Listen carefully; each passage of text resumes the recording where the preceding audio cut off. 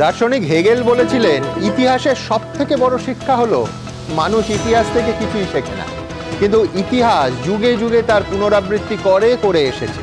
আর পশ্চিমবঙ্গে তেমন কিছু সত্যিই হতে চলেছে কিনা তার উত্তর আছে কালের গর্ভে। তবে সেই নিয়েই প্রথম প্রশ্ন। হুমায়ুন কবিরের নতুন দলের প্রথম সভার পর এবার শহীদ মিনারে নওশাদ সিদ্দিকীর সভা। তৃণমূল বিরোধী দুটো সভাতেই নজর কাড়া ভিড় মুসলমানদের।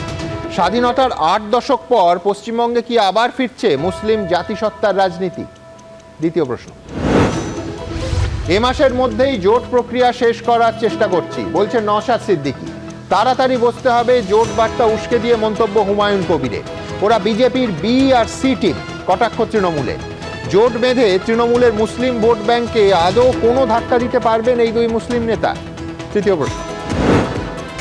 হুমায়ুন কবিরের পর তৃণমূলের বিরুদ্ধে বাম কংগ্রেসের দিকে জোট বার্তা দিলেন ভাঙড়ের আইএসএফ বিধায়ক। কিন্তু মুসলিম জাতিসত্তার এই রাজনীতিতে কি অবস্থান নেবে নিজেদের ধর্মনিরপেক্ষ বলা সিপিএম এবং কংগ্রেস? চতুর্থ প্রশ্ন।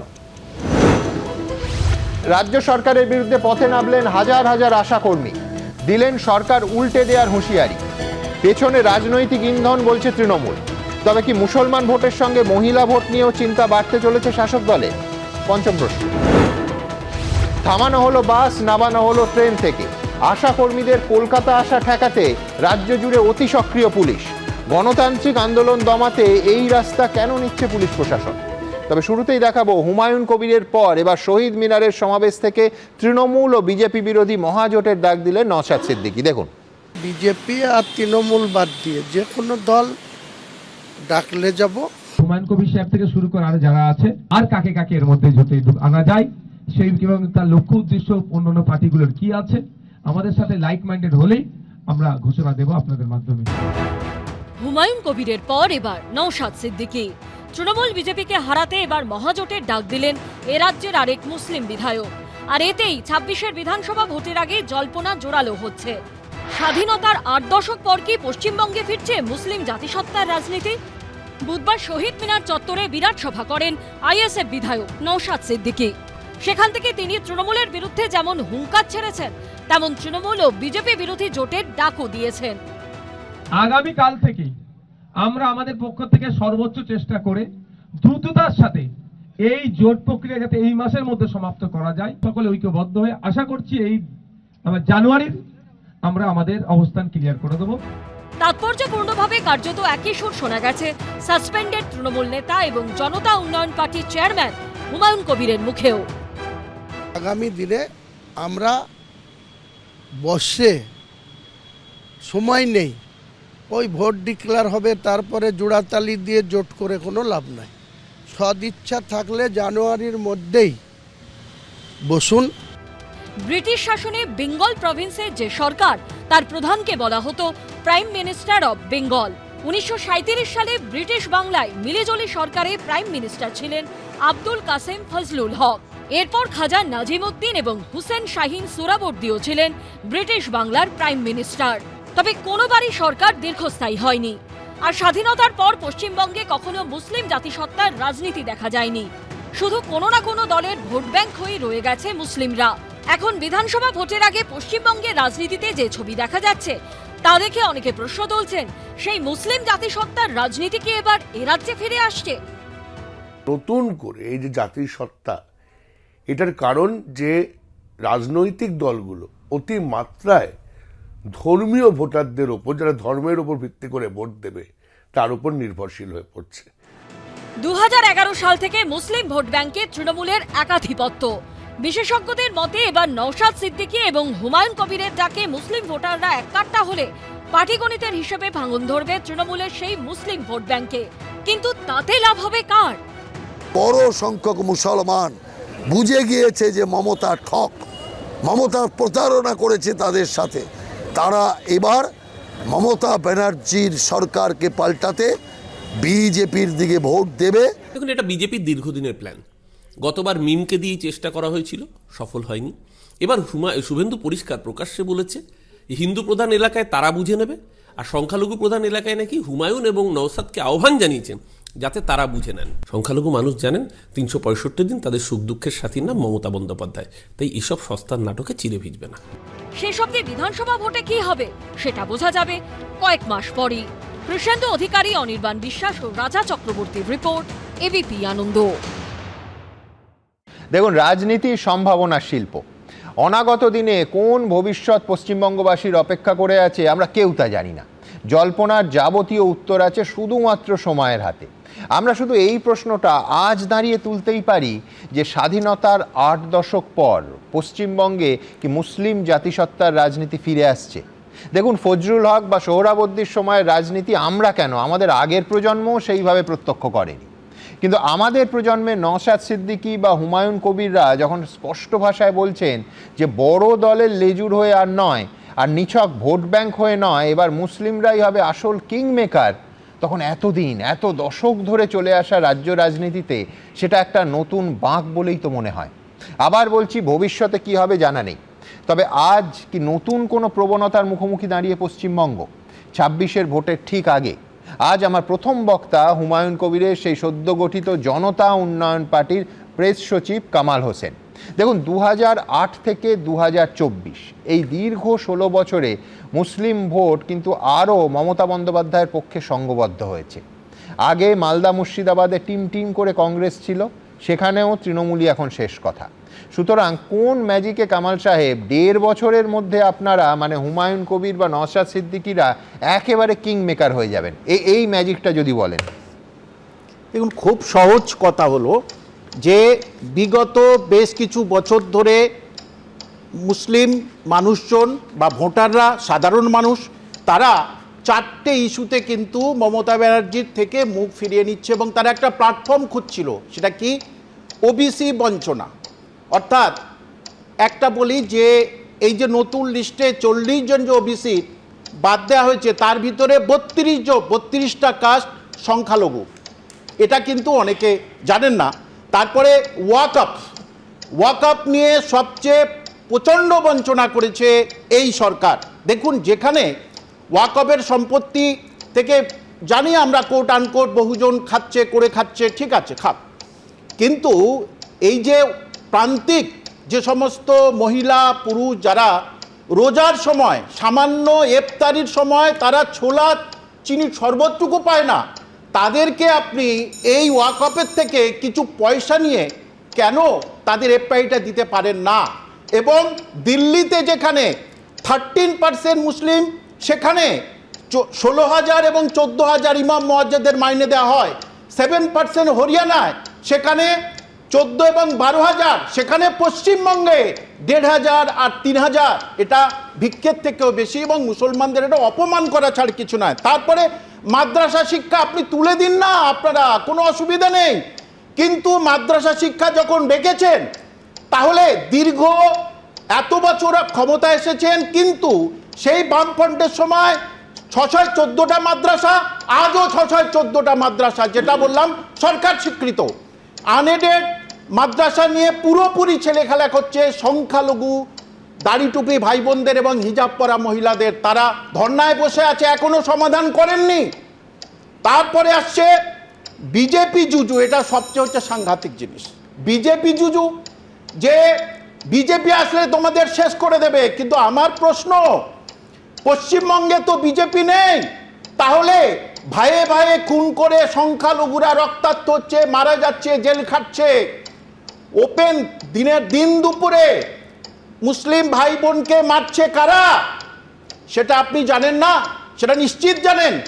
কোরআন নিয়ে অপমান করেছে 2 জন, সেটা নির্মল মাঝি, তার বিরুদ্ধে আমি নিজে এফআইআর করেছি, কোনো অ্যাকশন নেননি। লাস্টে অসীম বাবু, তিনিও কোরআন নিয়ে বলেছেন, কেন অ্যাকশন নেননি? এটা কি বিজেপি শাসিত সরকার? তাহলে বিজেপি জুজু আর দেখাবেন না। কামাল সাহেব, আপনার প্রথম পয়েন্টে আমি একবার ব্যাক করি। আপনি বললেন ওবিসির ক্ষেত্রে বাদ চলে গেছে একাধিক সংখ্যালঘু, আমরা প্রত্যেকে জানি, কিন্তু আমি বলছি বাদ গেছে তার কারণ মমতা বন্দ্যোপাধ্যায় ইনক্লুড করেছিলেন বলে। সুতরাং তন্ময় তৃণমূলের বক্তা বলতেই পারেন যে সদিচ্ছে আছে, সেই জন্যই তো এই বিতর্ক। তিনি ঢুকিয়েছিলেন বলেই তো বাদ গেছে, যার ফলে সদিচ্ছে আছে। ঢুকিয়েছিল বামফ্রন্টের সময়, এবং গত কয়েকটা চাকরির পরীক্ষায় রেজাল্ট দেখলে আপনি অবাক হয়ে যাবেন। সংখ্যালঘু ছেলেমেয়েরা যারা ওবিসি তারা সেখানে স্থান পাননি। এটা কি বিজেপি শাসিত সরকার? তাহলে এর উত্তরটা কে দেবে বলুন? এবং মুসলমানদের হাতে বই খাতা কলম সব টেনে নিয়েছে, বোমা বন্দুক গুলির রাজনীতি শিখিয়েছে বিজেপি সরকার নয়। তাহলে এই যে জোটের যে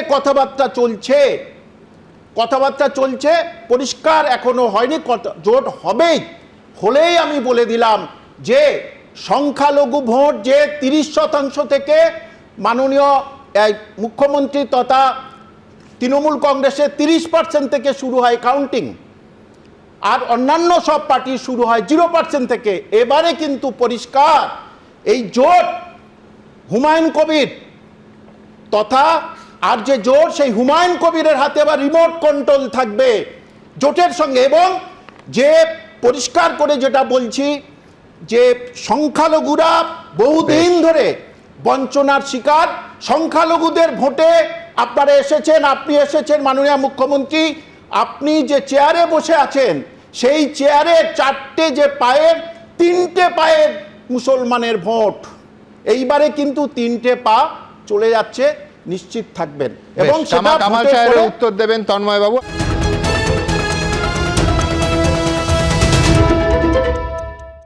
দাড়ি টুপি ভাই বোনদের এবং হিজাব পরা মহিলাদের তারা ধর্নায় বসে আছে, এখনো সমাধান করেননি। তারপরে আসছে বিজেপি জুজু, এটা সবচেয়ে হচ্ছে সাংঘাতিক জিনিস। বিজেপি জুজু যে বিজেপি আসলে তোমাদের শেষ করে দেবে, কিন্তু আমার প্রশ্ন পশ্চিমবঙ্গে তো বিজেপি নেই, তাহলে ভাইয়ে ভাইয়ে খুন করে সংখ্যালঘুরা রক্তাক্ত হচ্ছে, মারা যাচ্ছে, জেল খাটছে, ওপেন দিন দুপুরে মুসলিম ভাই বোনকে মারছে কারা সেটা আপনি জানেন না? সেটা নিশ্চিত জানেন। কোরআন নিয়ে অপমান করেছে দুজন, সেটা নির্মল মাঝি, তার বিরুদ্ধে আমি নিজে এফআইআর করেছি, কোনো অ্যাকশন নেননি। লাস্টে অসীম বাবু তিনিও কোরআন নিয়ে বলেছেন, কেন অ্যাকশন নেননি? এটা কি বিজেপি শাসিত সরকার? তাহলে বিজেপি জুজু আর দেখাবেন না। কামাল সাহেব, আপনার প্রথম পয়েন্টে আমি একবার ব্যাক করি। আপনি বললেন ওবিসির ক্ষেত্রে বাদ চলে গেছে একাধিক সংখ্যালঘু, আমরা প্রত্যেকে জানি, কিন্তু আমি বলছি বাদ গেছে তার কারণ মমতা বন্দ্যোপাধ্যায় ইনক্লুড করেছিলেন বলে। সুতরাং তন্ময় তৃণমূলের বক্তা বলতেই পারেন যে সদিচ্ছে আছে, সেই জন্যই তো এই বিতর্ক, তিনি ঢুকিয়েছিলেন বলেই তো বাদ গেছে, যার ফলে সদিচ্ছে আছে।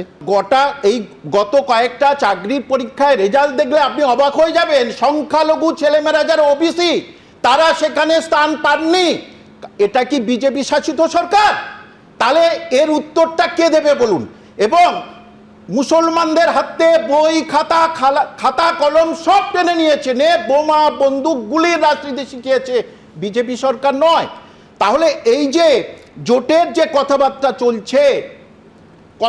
চলছে পরিষ্কার এখনো হয়নি, জোট হলেই আমি বলে দিলাম যে সংখ্যালঘু ভোট যে 30% থেকে মাননীয় মুখ্যমন্ত্রী তথা তৃণমূল কংগ্রেসের 30% থেকে শুরু হয় কাউন্টিং, আর অন্যান্য সব পার্টি শুরু হয় 0% থেকে। এবারে কিন্তু পরিষ্কার এই জোট হুমায়ুন কবির তথা আর যে জোট সেই হুমায়ুন কবিরের হাতে আবার রিমোট কন্ট্রোল থাকবে জোটের সঙ্গে। এবং যে পরিষ্কার করে যেটা বলছি যে সংখ্যালঘুরা বহুদিন ধরে বঞ্চনার শিকার, সংখ্যালঘুদের ভোটে আপনি এসেছেন মাননীয় মুখ্যমন্ত্রী, আপনি যে চেয়ারে বসে আছেন সেই চেয়ারের 4টে যে পায়ের 3টে পায়ের মুসলমানের ভোট, এইবারে কিন্তু 3টে পা চলে যাচ্ছে, নিশ্চিত থাকবেন। এবং কামাল সাহেবের উত্তর দেবেন তন্ময় বাবু। আমি দ্রুত বলছি যে উনি একটা পরিভাষা ব্যবহার করলেন যে হুমায়ুন কবিরের হাতে রিমোট কন্ট্রোল। এইটাকেই রাষ্ট্রবিজ্ঞানের চোখে দেখলে যেটা দাঁড়াচ্ছে সেটা হচ্ছে মুসলিম জাতিসত্তার রাজনীতি, বড় দলের লেজুর হিসেবে নয়, আমরা কিং মেকার। ঠিক যেভাবে বলছিলেন না যে 4টে পায়া 3টে হচ্ছে মুসলমান ভোট, সেই জাতিসত্তার রাজনীতি কি প্রায় 8 দশক পরে এই বাংলার রাজনীতিতে ফিরে এলো। আমার পরের প্রতিবেদন। ঠিক 1 মাসের ব্যবধানে দুটো ছবি। প্রথম ছবিটা 2025-এর 22শে ডিসেম্বরের, যেদিন মুর্শিদাবাদে প্রস্তাবিত বাবরি মসজিদের জমির কাছে সভা করে নতুন দল ঘোষণা করেন সাসপেন্ডেড তৃণমূল বিধায়ক হুমায়ুন কবির। আর দ্বিতীয় ছবিটা বুধবারের। আইএসএফ এর প্রতিষ্ঠা দিবস উপলক্ষে শহীদ মিনার চত্বরে আইএসএফ বিধায়ক নওশাদ সিদ্দিকীর সভা। দুটো সভাতেই প্রধান বক্তা এ রাজ্যের 2 মুসলিম বিধায়ক, আর দুটো সভাতেই সেই বক্তৃতা শুনতে ভিড় করলেন কাতারে কাতারে সমর্থক। মুর্শিদাবাদে হুমায়ুন কবিরের দল ঘোষণার দিন ভিড়ের যে ছবি দেখা গেছিল, বুধবার নওশাদ সিদ্দিকীর সভাতেও সেরকম উপচে পড়ল ভিড়। এই দুটো ছবিকে পাশাপাশি রেখেই অনেকে প্রশ্ন তুলছেন, এটা কিসের ইঙ্গিত? পশ্চিমবঙ্গে ফিরতে চলেছে মুসলিম জাতিসত্তার রাজনীতি? তার মুখ কি হয়ে উঠতে চলেছেন নওশাদ সিদ্দিকী ও হুমায়ুন কবির? পশ্চিমবঙ্গে ধরা যাক সহজ হিসেবে 30% মতো আমরা যদি ধরি মুসলিম ভোট, তাহলে সেই ভোটের একটা বিরাট প্রভাব নির্বাচনে পড়বে। এবং আমরা সাধারণভাবে বলে থাকি যে বিজেপির পক্ষে কিন্তু এই ভোটের কোনো অংশ পাওয়া খুবই শক্ত। এবং সেই জায়গায় দাঁড়িয়ে এই ভোটটি, এটি যদি ধরুন আইএসএফ এর দিকে বা হুমায়ুনবাবু একটা দল করতে যাওয়ার কথা বলছেন তার দিকে, মিমের দিকে, এইসব দিকে চলে যায়, সেক্ষেত্রে তৃণমূলের ভোট বাক্সে একটা অসুবিধা হবে। এবং এই 294 আসনের মধ্যে আমার ব্যক্তিগত ধারণা প্রায় 1/3 আসনে কিন্তু তা প্রভাব ফেলবে।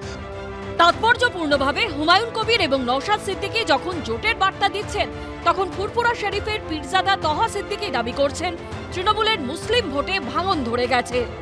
তৃণমূলের মুসলিম ভোট ভাঙন ধরে গেছে, অলরেডি ভাঙন ধরে গেছে। সেই ভাঙন ধরাটাকে রুকার জন্য এই এসআরকে সামনে রেখে এই বিভ্রান্ত সৃষ্টি করে আবার গুছিয়ে নেওয়ার চেষ্টা করা হচ্ছে বলে আমি মনে করি। বিজেপি ভোট ভাগের একটা খেলা খেলছে, ফলে বিজেপিকে হারাতে গেলে প্রত্যেকটা ভোট তৃণমূলকে দিতে হবে। কারুর কথায় বিভ্রান্ত হয়ে একটি ভোটও যদি অন্য কোনো খাতায় চলে যায়, ঘুরিয়ে কিন্তু সে বিজেপির হাত শক্তিশালী করছে। এ রাজ্যের ভোটের ফলাফলে বরাবরই নির্ণায়ক ভূমিকা নেয় মুসলিম ভোট।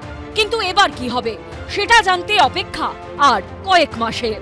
কৃষ্ণেন্দু অধিকারী, ময়ূর ঠাকুর চক্রবর্তী ও রঞ্জিত সাউবের রিপোর্ট, এবিপি আনন্দ।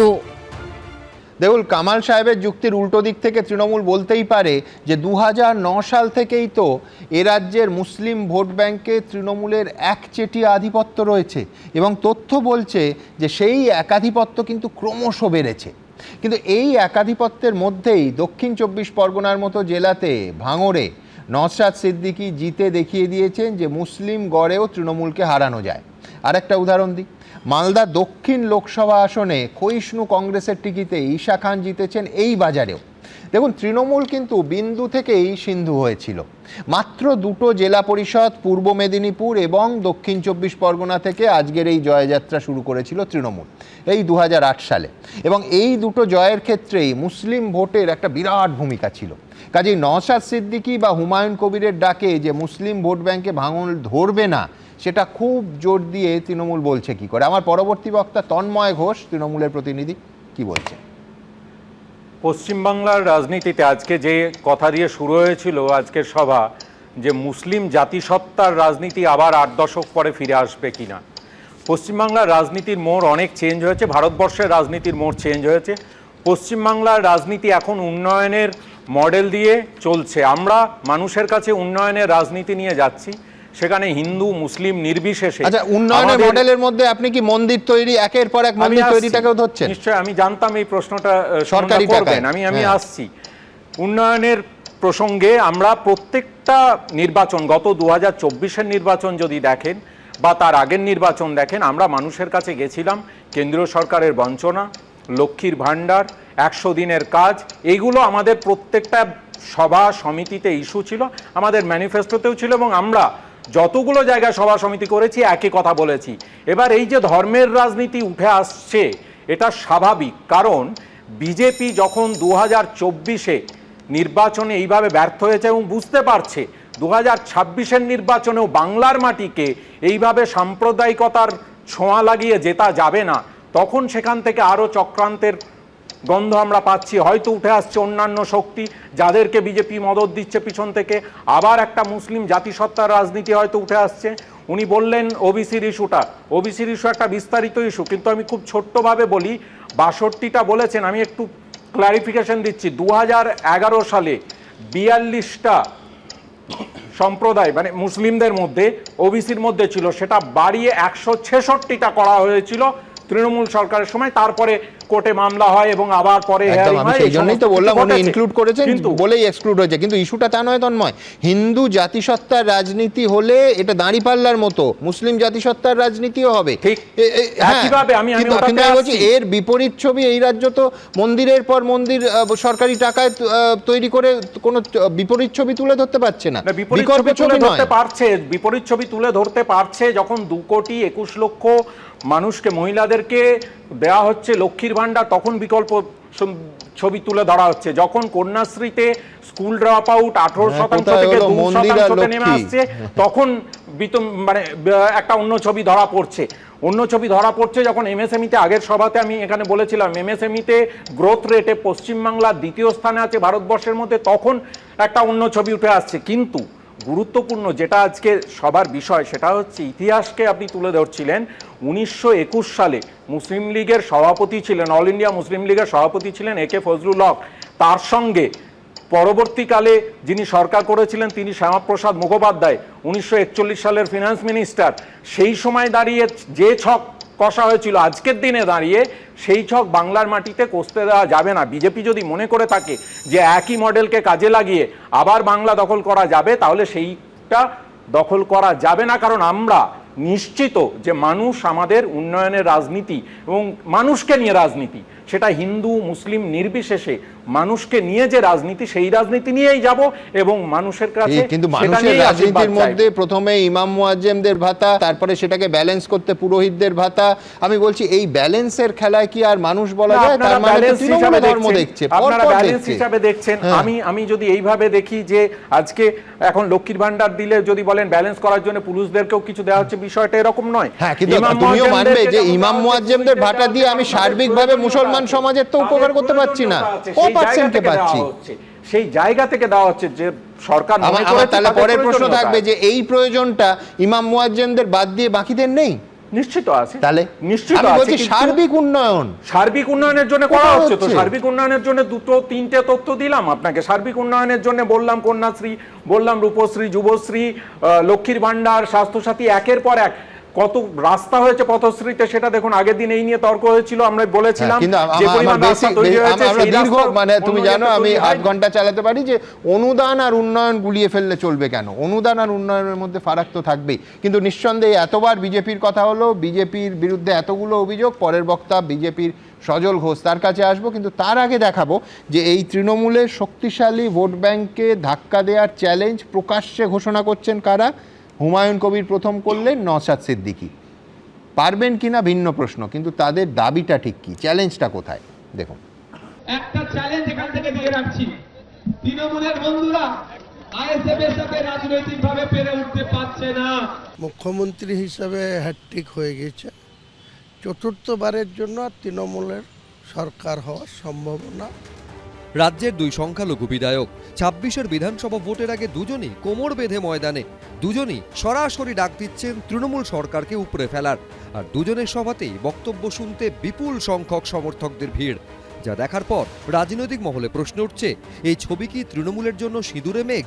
কারণ 2011 সাল থেকে বারবারই এ রাজ্যের প্রায় 30% মুসলিম ভোটার ঢেলে ভোট দিয়েছে তৃণমূলকে। 2021 সালে বিধানসভা নির্বাচনেও তার অন্যথা হয়নি। পশ্চিমবঙ্গের মুসলিম অধ্যুষিত জেলা 3টি, মালদা, মুর্শিদাবাদ এবং উত্তর দিনাজপুর। মুর্শিদাবাদ জেলায় বিধানসভার আসন সংখ্যা 22। 2021 সালে বিধানসভা ভোটে এর মধ্যে 20টিতে জিতেছিল তৃণমূল। মালদার 12টি বিধানসভা আসনের মধ্যে গতবার তৃণমূল জিতেছিল 8টি আসনে। আর উত্তর দিনাজপুরের 9টি বিধানসভা আসনের মধ্যে 2021-এ তৃণমূল পেয়েছিল 7টি। পরিসংখ্যান বলছে 174টি আসনে মুসলমান ভোটারের হার 15%-এর বেশি। গত বিধানসভায় এর মধ্যে 147টিতে জিতেছিল তৃণমূল। কিন্তু হুমায়ুন কবির এবং নওশাদ সিদ্দিকী একজোট হলে কি মুসলিম ভোট ব্যাংকে তৃণমূলের এই একাধিপত্য অক্ষুণ্ণ থাকবে? তৃণমূলের মুসলিম ভোট ভাগ হয়ে গেলে বিজেপি কি লাভবান হবে? সেই সব প্রশ্ন জোরালো হচ্ছে বিভিন্ন মহলে।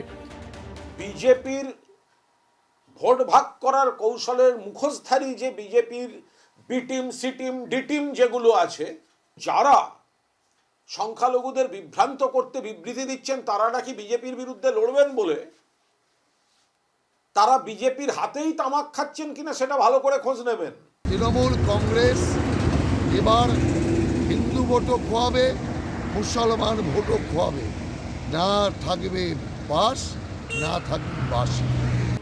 বিশেষজ্ঞরা বলছেন রাজনীতি হচ্ছে সম্ভাবনার শিল্প। শেষ অবধি কে কার সঙ্গে জোট করবে, ভোটের ফলে তার কি প্রভাব পড়বে, সেসবই বোঝা যাবে ইভিএম খোলার পর। আশাবুল হোসেন, বিজেন্দ্র সিংহ, রাজা চট্টোপাধ্যায়, এবিপি আনন্দ। দেখুন অঙ্ক কি বলে। সত্যি মুসলিম ভোট ভাগ হলে বিরোধীরা, বিশেষ করে প্রধান বিরোধী দল হিসেবে বিজেপির লাভ হওয়ার কথা। কারণ তৃণমূলই এতদিন এ রাজ্যের প্রায় 27 থেকে 30% মুসলিম ভোট ব্যাংকটা নিজেদের দখলে রাখে। কিন্তু এ রাজ্যের এই মুসলিম ভোট ভাগ করতে না পেরে বারবার রণে ভঙ্গ দিয়েছে মিম। রাজ্যের সবথেকে বড় মুসলিম প্রধান জেলা মুর্শিদাবাদে এই জাতিসত্তার রাজনীতিকে পুঁজি করে দুটো রাজনৈতিক দল ভোটে লড়েছিল, ডব্লিউপিআই এবং এসডিপিআই, কিন্তু তারা সামান্য আঁচড়ও কাটতে পারেনি। এমনকি সিদ্দিকুল্লাহ চৌধুরী আলাদা দল করে ভোটে লড়ে ব্যর্থ হয়ে শেষ পর্যন্ত আবার ঘুরে ফিরে তৃণমূলে ফিরে মন্ত্রী হয়েছেন। কাজে মুসলিম জাতিসত্তার উত্থানের প্রতিক্রিয়া এবং ভোট কাটার অঙ্কে বিজেপিরও উত্থান ঘটবে, এই সম্ভাবনা আদৌ কতটা আছে? আমার পরের বক্তা সজল ঘোষ কি বলে।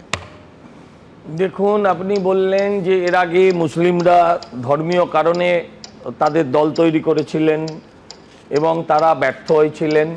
হ্যাঁ, কারণ তখনও মুসলিমরা বুঝতে পারেননি যে তারা আসলে তেজপাতায় পরিণত হয়েছেন। তখনও তেজপাতা হয়নি। মানে তেজপাতাটা কি, খাবারে গন্ধ হয়, খাবারের আগে তুলে ফেলে দেওয়া হয়।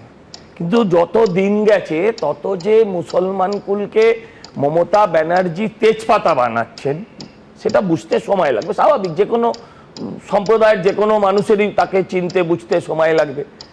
আমি বুঝতে পারছি না এই আলোচনা করে আমরা কখনো কোনোভাবে মুসলমানকে ঐক্যবদ্ধ করতে চাইছি কিনা, সেটা আমি বুঝতে পারছি না। আমার বলার বিষয় হচ্ছে যে কিন্তু তোমার দলের বড় নেতা যখন বলে যে বিজেপির মুসলমান মোর্চাটাকেই তুলে দেওয়া উচিত, আমি বলছি তো যার ফলে মুসলমান স্বার্থের সঙ্গে বিজেপি যে সম্পৃক্ত নয় তো স্পষ্ট। দেখুন, কোনো মানুষ কোনো হতাশায় কোনো সাময়িকভাবে কোনো কিছু বলতে পারেন, আপনি তার সে রেকর্ড বাজাতেও পারেন, সে সম্পূর্ণ স্বাধীনতা আছে। কিন্তু তার মানে এই নয় যে ভারতবর্ষের রাষ্ট্রপতি একজন মুসলমানকে ভারতীয় জনতা পার্টি করেছিল, এই ইতিহাসটা মুছে যাবে না।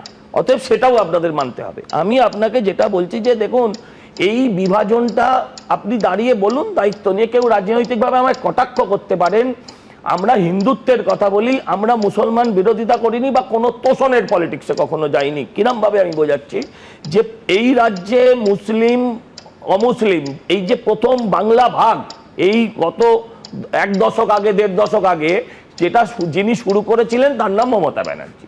যেদিন বললেন যে গরু দুধ দেয় তার লাথি খেতে হয়, তো ভাই এতদিন দুধ খেয়েছো, ক্ষীর খেয়েছো, ছানা খেয়েছো, এখন লাথি খাও, তাতে কোনো আপত্তি নেই। কিন্তু বিষয়টা হলো উনি ইমাম ভাতা দিলেন, রাগলো কারা? রেগে উঠলো খুব স্বাভাবিকভাবে, আমাদের মনে প্রশ্ন জাগলো, এই যে বৈষ্ণবদা চট্টোপাধ্যায় ব্রাহ্মণ বেচারি ভাতা পায় না, তৃণমূলের এমএলএ কাউন্সিলর হয়ে কত পাবে? 10,000 টাকা পায়। আমি বলছি এই লোকেরা কিন্তু এক শ্রেণীর মানুষ কিন্তু চটে যেতে লাগলেন, এবং এটা মমতা ব্যানার্জি পরে বুঝতে পারলেন। পরে বুঝে তিনি আবার ব্যবস্থা করলেন যে পুরোহিতদেরও ভাতা দেওয়া হবে, বললেন, দেননি। আমার যেটা বলার বক্তব্য হচ্ছে সেই দিন থেকে পশ্চিমবঙ্গটা ভাগ হয়ে গিয়েছিল। যেদিন মমতা বন্দ্যোপাধ্যায় গিয়ে দাঁড়িয়ে কখনো ঈদের মঞ্চে হিন্দুকে গন্ধা ধর্ম বলছেন, কখনো দুর্গাপুজোর উদ্বোধনে গিয়ে হিজাব পরছেন, এই যে কালচারটা, এই কালচারটা পশ্চিমবঙ্গে আপনি যেমন বলছেন যে উনি ভাগ করছেন, আর এই মুহূর্তে ভারতবর্ষের ক্যাবিনেটে মানে একজন মুসলমান প্রতিনিধি নেই, একজন আমি দায়িত্ব নিয়ে বলছি, এমপি নেই। আমি দায়িত্ব নিয়ে বলছি, আমরা রাষ্ট্রপতি দিয়েছি, আমরা প্রার্থী দিইনি। মুসলিম ভাইদের কাছে আমার হাত জোর করে অনুরোধ, এবারে আপনারা নির্বাচনে আমাদের ভোট দিন, সামনেবারে আপনাদের প্রচুর প্রার্থী মন্ত্রী হবে।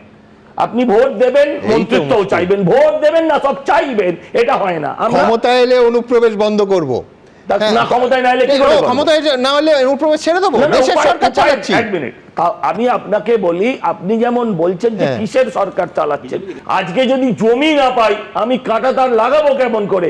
আমি বিএসএফ এর জওয়ান রেখেছি, সুপারম্যান বা স্পাইডারম্যান তারা নয়, এটা মাথায় নিতে হবে, এই জিনিসটা মাথায় নিতে হবে। তো আমি যেটা আপনাদের বলতে চাইছিলাম সেটা হচ্ছে যে দেখুন, আমার যেটা বক্তব্য আজকে, যেটা কামাল সাহেব বললেন যে মুসলিমদের হাতে বন্দুক, আপনার চোখে দাদা এটা পড়েছে যে কেউ বলেছেন মুসলিম মানে সংখ্যালঘু মোর্চা তুলে দাও, কিন্তু এই যে মুসলমানদের হাতে বোমা এবং বন্দুক কেড়ে নিয়ে পেন ধরিয়ে দেবো, এটা আমাদের বর্তমান সভাপতি বলেছেন। আমি বলছি যে দেখুন সব ঠিক আছে, কামাল সাহেবকে আমি একটা অনুরোধ করব, রিমোটটা হুমায়ুন কবিরের হাতে থাকাও সেটা বিপজ্জনক, তাহলেও দেখবেন যেন তার ব্যাটারিটা মমতা ব্যানার্জির কাছে না থাকে। আমাদের যেটা সন্দেহ, অনেকে বলছে ব্যাটারিটা অ্যাকচুয়ালি তোমরা সাপ্লাই দিতে চাও। এটা হচ্ছে ট্র্যাজেডি। এই যে ধরুন আজকে এখানে দুজন আপনি নিয়ে এসছেন, মানে এত দুর্বল ওরা যে একজনে পাচ্ছে না, সেই জন্য আপনি দুটো লোককে নিয়ে এসছেন। এদের মধ্যে একজন যদি কালকে উল্টো দিকে গায়, আরেকজন এসে যদি মার্ডারও হয়ে যায়, উল্টো দিকে এসে সেই মার্ডারকারীদের সমর্থন করবে। এই যে ট্র্যাজেডিটা তৃণমূলের যারা জীবিত, যারা বর্তমানে আছে,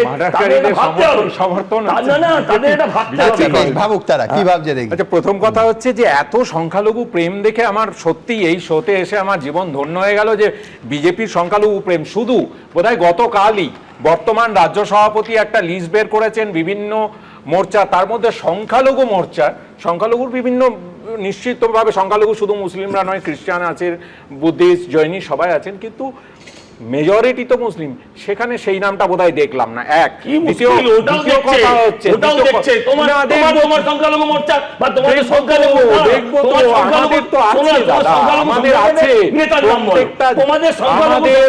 আমাদের কতগুলো মন্ত্রী আছে, কতগুলো এমপি আছে, কতগুলো মন্ত্রী আছে, কিন্তু আপনাদের নেতা বলেছিল যে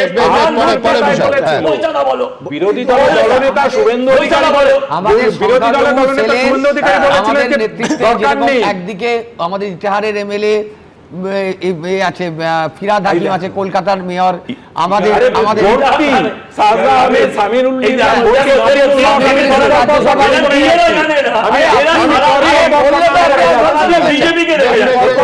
আমি বলছি দেখুন এই বিতর্কটা কোথা থেকে জেনারেট করলো একদম পরিষ্কার বুঝে নিন, সেটা হচ্ছে সংখ্যালঘু প্রেম। কিন্তু বাস্তব পরিস্থিতি কি, আমি এইখানে দ্রুত একবার নওশাদ সিদ্দিকীর একটা বক্তব্য শোনাবো, যেটা বাস্তবের সঙ্গে আমার ধারণা খুবই কাছাকাছি। নওশাদ বলছেন যে মারছে মুসলিম, মরছে মুসলিম, আবার যে মারলো সেই শেখ আর গ্রেফতার হচ্ছে মোল্লা। ঠিক কোন জায়গা থেকে সব দলই দেখুন মুখে বিশেষ করে ভোট এলে সংখ্যালঘু প্রেমের কথা বলে, কিন্তু সত্যি সত্যি সংখ্যালঘুর উন্নয়ন কি আদৌ হয়? সব থেকে বড় প্রশ্ন, এবং সেটা যদি কোনো সংখ্যালঘু নেতা তোলে অবশ্যই সেই প্রশ্ন একটা অন্য মাত্রা পায়। কি বলেছিলেন নওশাদ সিদ্দিকী দেখবো। কারো মায়ের কোল খালি হবে তো কেউ স্বামী হারা হবে, কেউ পিতা হারা হবে, আপনার আমার মধ্যে হবে ওই তামান্না খাতুন হবে না, আর ওই আফরোজার মা বাপ। তামান্না খাতুন মরল, কে মেরেছে? কোন শেখ না হলে মোল্লা, যারা গ্রেফতার হবে দেখবেন। বুঝতে পারছেন আমি কি বলছি? তাহলে যাকে মারলো সে মরলো, তার পরিবার ধ্বংস হলো, আর যে মারলো শেখ না হলে মোল্লা অ্যারেস্ট হবে, লাইফটা গেল। তাহলে মারলো কে, মরলো কে, ধ্বংস হলো কে? আমাদেরকে এত হিংস্র বানাচ্ছে কে? এটা আমাদেরকে খুঁজে বার করতে হবে। এই রাজনৈতিক কারবারিরা আমাদেরকে পশু বানাচ্ছে। যারা রাজ্য স্তরে তৃণমূল নেতারা বসে আছে, তারা তো লাশের রাজনীতি ছাড়া দল করতে পারবে না, আর তারা সব সময় চাইবে পিছিড়ে বর্গের মানুষ ক্ষতিগ্রস্ত হোক। তারা সব সময় চাইবে মুসলমানের রক্ত কিভাবে দেখতে পাবো, আর আমরা এরা আমাদেরকে যেমন ভাবে ঘুরাচ্ছে আমি তেমন ভাবে আমরা ঘুরছি। নির্বাচন হবে আর মুসলমানের রক্তপাত হবে না, এটা হতে পারে? নির্বাচন হলো, মুসলমান খুন হলো না, পিছিয়ে বর্গের দলিত খুন হলো না, আদিবাসী খুন হলো না, এটা হতে পারে না। যত নির্বাচন এগিয়ে আসবে 2026-এ দেখবেন মরবে কে দলিত, মরবে কে আদিবাসী, মরবে কে মুসলমান। কামাল সাহেব শুধু বিধানসভা নয়, আমি বলছি আমি পঞ্চায়েতে হিংসা নিয়ে একটা স্টাডি করছিলাম। যদি এই তৃণমূলের 15 বছর, তার আগের 15 বছরও ধরুন, পঞ্চায়েতের সময় যত হিংসা হয়েছে 80 থেকে 85% হচ্ছে মুসলমানের প্রাণ গেছে। সেই ডোমকলের যে একদিনে প্রায় 15 জনের মৃত্যু, সমস্ত ধরুন, এটা কেন? দেখুন, এটা মুসলমানদের, তারা প্রথম কথা শিক্ষা দীক্ষা কম আছে, সেটা সব মুসলমানদের সম্মান রেখেই বলছি। বামফ্রন্ট যখন সে বামফ্রন্টের সময় এটা একটু এই যে মারপিট এটা পেটা শুরু হয়েছিল, কিন্তু মুসলমানরা ভেবেছে না না বামফ্রন্ট তো আমাদের এইভাবে ব্যবহার করছে, তাহলে বামফ্রন্টকে আমরা সরাবো, আমরা দিদিকে নিয়ে আসবো। ব্যাস, দিদির উপর বিশ্বাস রাখলো, কিন্তু দিদি সে বিশ্বাস রাখতে পারলেন না, তার থেকে আরো বেশি পরিমাণে। এবার উনি দুদিন আগেও তৃণমূলের ছিলেন, এখন উনি যেহেতু আমি যোগ করে দিই স্পোক্স পারসন ছিলেন, যুক্তিতক্ক অনুষ্ঠানেও তৃণমূলের স্পিকার হিসেবে। এবার এখন উনি বিজেপির হয়ে গেছেন, তো মানে ওই হুমায়ুন তো বিজেপিরই সবই টিম, এটা বোঝাই যাচ্ছে। আপনি বাজে কথা বলেন, আপনার গায়ে লাগবে, আপনি হুমায়ুনকে বললেন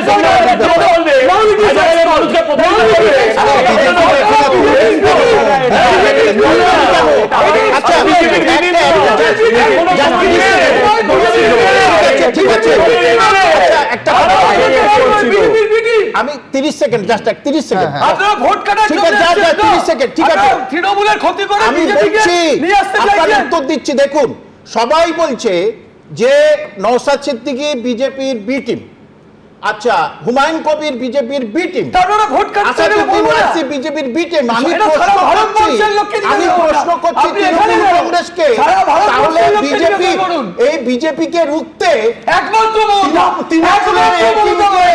ভারতবর্ষে পশ্চিমবঙ্গে এই টিমটাকে বিজেপিকে রুখতে এই টিমটাকে পারবেন না কিছু করতে, অর্থাৎ তৃণমূল আছে বলে আরো বেশি খতরনাক এই মমতা ব্যানার্জি, বিজেপি থেকে আরো বেশি খতরনাক, সিপিএম বিজেপি থেকে আরো বেশি খতরনাক এই মমতা ব্যানার্জি। করতে পারবেন না, শুধু আমি বাম এবং কংগ্রেসের কাছে যাব, অবশ্যই শতরূপের কাছে যাব, কিন্তু তার আগে দ্রুত একবার দেখাবো যে এই জাতিসত্তার, মুসলিম জাতিসত্তার রাজনীতি নিয়ে বামেদের অবস্থান ঠিক কি। লেফট ফ্রন্ট বা কংগ্রেস আরো যে সমস্ত ফোর্সগুলো আছে তাদের সাথে আলোচনা চলছে। সেলিম সাহেবরা বসুন, সুজন বাবুরা বসুন, নওশাদ সাহেব বসুন, আব্বাস ভাইজান বসুন, কংগ্রেসের অধীর বাবু আর ঈশা খান। দোরগোড়ায় বিধানসভা নির্বাচন, পশ্চিমবঙ্গে কি নতুন কোনো জোট সমীকরণ হতে চলেছে? গত বিধানসভা ভোটের আগে 28শে ফেব্রুয়ারি বামেদের ব্রিগেড মঞ্চে একসঙ্গে দেখা গেছিল সিপিএম, কংগ্রেস এবং আইএসএফকে। পরে কংগ্রেসের সঙ্গে রফা না হলেও বামেদের সমর্থনে ভাঙড়ে জিতে রাজ্যের একমাত্র অবিজেপি বিরোধী বিধায়ক হন নওশাদ সিদ্দিকী। কিন্তু এবার প্রশ্নটা একটু অন্যরকম, কারণ এবার এক নতুন চরিত্রের আগমন ঘটেছে এই জাতীয় রাজনীতিতে। হুমায়ুন কবির, যিনি আগের বার ছিলেন তৃণমূলে, এবার নিজের দল গড়েছেন। তাই প্রশ্ন উঠছে, মুসলিম জাতিসত্তার রাজনীতি তৈরি করতে কি হুমায়ুন ও নওশাদ হাত মেলাবেন? আর মূল প্রশ্ন হলো, এই জোট তৈরি হলে কি তাতে যোগ দেবে কংগ্রেস, সিপিএম? নওশাদে যে সিপিএম এর আপত্তি নেই তা গত বছরই স্পষ্ট হয়ে গেছিল। বিজেপি এবং তৃণমূলকে হারানোর জন্য, সহজে যাতে হারানো যায় তার জন্য, কষ্ট কম যাতে করে বেশি ফল পাওয়া যায় তার জন্য জাতীয় কংগ্রেস, লেফট ফ্রন্ট আরো যে সমস্ত সেকুলার ফোর্সগুলো আছে তাদেরকে আমরা জানিয়েছি। বাংলার মানুষের কাছে জোট বার্তাটা এই জন্যই প্রয়োজন, বাংলার মানুষের সাথে জোট। কিন্তু সাসপেন্স কংগ্রেস সিপিএমকে নিয়ে। কংগ্রেস দল যথেষ্ট শক্তিশালী এবং কংগ্রেস দল নিজের কাজ করলে আমার তো মনে হয় না কারো প্রয়োজন আছে। ভোট হবে কি হবে না এটা তো আমি ঠিক করবো না, এটা তো আমাদের লিডারশিপ ঠিক করবে। নওশাদ সিদ্দিকী কি হুমায়ুন কবির কি কেউ আরেকজন কারোর নাম বলবেন, তার পরিপ্রেক্ষিতে আমাদের বাংলার রাজনীতি হয়নি, ভবিষ্যতেও হবে না। ধর্মের বিচারে যারা দেশভাগ করেছিলেন বাংলাকে, তারা পরে বুঝেছেন যে ধর্মের বিচারে না, বরঞ্চ তার চেয়ে অনেক বেশি গুরুত্বপূর্ণ জাতিসত্তা, ভাষা ইত্যাদি। সিপিএম কংগ্রেস বলে তারা ধর্ম নিরপেক্ষতার রাজনীতি করে, হিন্দু মুসলমানের রাজনীতি নয়। তাই প্রশ্ন হলো, মুসলিম জাতিসত্তার প্রশ্ন তোলার চেষ্টা হলে তারা কি সেই ধরনের কোনো জোটে সামিল হবে? কৃষ্ণেন্দু অধিকারী, সোমক লাহিড়ী, রঞ্জিত সাউ, এবিপি আনন্দ। দেখুন, বামেদের সমর্থনে নওশাদ সিদ্দিকী একমাত্র অবিজেপি বিরোধী বিধায়ক এই হিসেবে বিধানসভায় পৌঁছেছিলেন। আবার সেই বহুচর্চিত সাগরদিঘি কেন্দ্রের বাইরন বিশ্বাস, যেখানে বাম সমর্থিত কংগ্রেস প্রার্থী হিসেবে উপনির্বাচন পর্যন্ত জিতেছিলেন, উপনির্বাচন যেখানে সাধারণভাবে শাসক দলের পক্ষে রায় যায়। কিন্তু এখন নওশাদ সিদ্দিকী বারবার একটা মহাজোটের ডাক দিচ্ছেন। বাবরি মসজিদের শিলান্যাস করেও হুমায়ুনকে সেই একই ডাক দিতে দেখেছি আমরা। দেখুন, নওশাদে সিপিএমের কোনো আপত্তি নেই, 5 বছর আগেই একেবারে তা কিন্তু স্পষ্ট বোঝা গেছে। আবার যদি নওশাদ হুমায়ুনের হাত ধরেন, তাহলেও কি বামেরা তাদের হাত ধরবে? মোহাম্মদ সেলিমের সঙ্গে হুমায়ুন কবির তৃণমূল ছাড়ার পরেই যে কথা হয়েছে তা এই অনুষ্ঠানেই দুপক্ষের বক্তব্যই আপনাদের দেখিয়েছি, দুজনেই বলেছে কোনো অস্বীকারের জায়গাই নেই। কিন্তু নওশাদ হুমায়ুন সত্যিই যদি জোট বাঁধেন, সেই নৌকা থেকে সিপিএম উঠবে? শতরূপ কি মনে করে? দেখুন, অত যদি ফদির কথা বলতে পারবো না, কে কার যদি ধরে তখন কি হবে না হবে, যদির কথা নদীতে, নদীর কথা অতীতে। আমি বলছি আজকে আমার জীবনের একটা স্মরণীয় দিন। আমি বহু রাজনৈতিক বিতর্কে আজ অব্দি অংশগ্রহণ করেছি। সুমনদা, তোমার তো আমার থেকেও বেশি অভিজ্ঞতা রাজনৈতিক বিতর্ক দেখার, কিন্তু আজকে এমন একটা দিন, তৃণমূলের এমএলএকে গালাগাল দেওয়ার জন্য দুজন তৃণমূল প্রতিনিধি এসছে আজকে এখানে। দুজন তৃণমূলের মুখপাত্র এসছে, তাদের কাজ কি না তৃণমূলের এমএলএকে এখানে বসে গালাগাল দেবে। সত্যি এই সার্কাস দেখার খুব একটা সুযোগ হয় না। আর বৈশানর্দার ছোটোবেলা থেকে ওকে চিনি, কি রাগ না ওর বিজেপির ওপর। যখন বিজেপির নামে এত খারাপ খারাপ কথা বলছিল, একবারের জন্য মনে হচ্ছিল যে এই বৈশানা চ্যাটার্জি জীবনের প্রথম কাউন্সিলর হয়েছে বিজেপি সমর্থিত তৃণমূল প্রার্থী হিসেবে। সুতরাং যাই, আজকের আলোচনায় একটু ফিরি। দেখুন দেখো সুমনদা, যে প্রশ্নটা আমায় করলে, আমরা বামপন্থীরা কোনো দিন কখনো কোনো মুসলমানকে বলিনি যে আপনি আমাকে এই কারণে ভোট দিন কেননা আপনি মুসলমান, আর কখনো কোনো হিন্দুকেও বলিনি যে আপনি আমাকে এই কারণে ভোট দিন কেননা আপনি হিন্দু। যদি হুমায়ুন কবিরও আজকে বাবরি মসজিদ উদ্বোধন করার বদলে একটা বিশ্ববিদ্যালয় বা একটা হাসপাতাল উদ্বোধন করে রাজনৈতিক দলের সূত্রপাত করতেন, তাহলে হয়তো আজকে আমাদের পক্ষেও একটু সহজ হতো কথাগুলো, এই সম্ভাবনাগুলোকে নিয়ে আলোচনা করার। কিন্তু যাই হোক, শেষ পর্যন্ত কঠিন কাজটা কি হবে? মহাজোটের ডাক দেখা যাবে। আমি টু বি ফেয়ার, হুমায়ুন কবিরও তো উনি একটা ঘোষণা করেছেন একটা দল তৈরি করবেন, ওনারও নিশ্চয়ই আরও অনেকগুলো দলের কর্মসূচি কি ইত্যাদি সামনে আনবেন। মানে উনি যতক্ষণ না ওনার দল সম্পর্কে পুরো ব্যাপার ধারণাটা পরিষ্কার করছেন, হঠাৎ করে আমি সিপিএম কি ঠেকা নিয়ে বসে আছি যে আমি আগবাড়িয়ে বলবো না দলের সঙ্গে আমি জোট করবো কি করবো না। আমি কতগুলো কথা এখানে বলি। দেখো, আমি এর আগেও একদিন সুমনদা তোমার এখানে আলোচনায় বলেছিলাম, বিজেপি ঘোষিতভাবে মুসলিম বিরোধী দল, ওরা মুসলমানের বুকে ছুরি মারে, কিন্তু মমতা বন্দ্যোপাধ্যায় বাংলায় মুসলমানের পিঠে ছুরি মেরেছেন। এবং একটার পর একটা, ধরো এই ওবিসি রিজার্ভেশন নিয়ে কথা হলো, ভারতের প্রথম রাজ্য পশ্চিমবাংলা, আমাদের সংবিধান তার আগে সুযোগ দেয়নি, রঘুনাথ মিশ্র কমিশন প্রথমেই সুযোগ দিল, এবং প্রথম রাজ্য ভারতের পশ্চিমবাংলা যারা কিনা মুসলিম ওবিসি রিজার্ভেশন শুরু করলো। ওবিসি কারা, এটা তো ওবিসি কমিশন দেশের ঠিক করে। মমতা বন্দ্যোপাধ্যায়কে কে বাড়তি দায়িত্ব দিয়েছিল যে আপনি ওবিসির তালিকা আপনার মতো করে সাজাতে গিয়ে কার্যত ওবিসি রিজার্ভেশনটাকে শেষ করে দিলেন?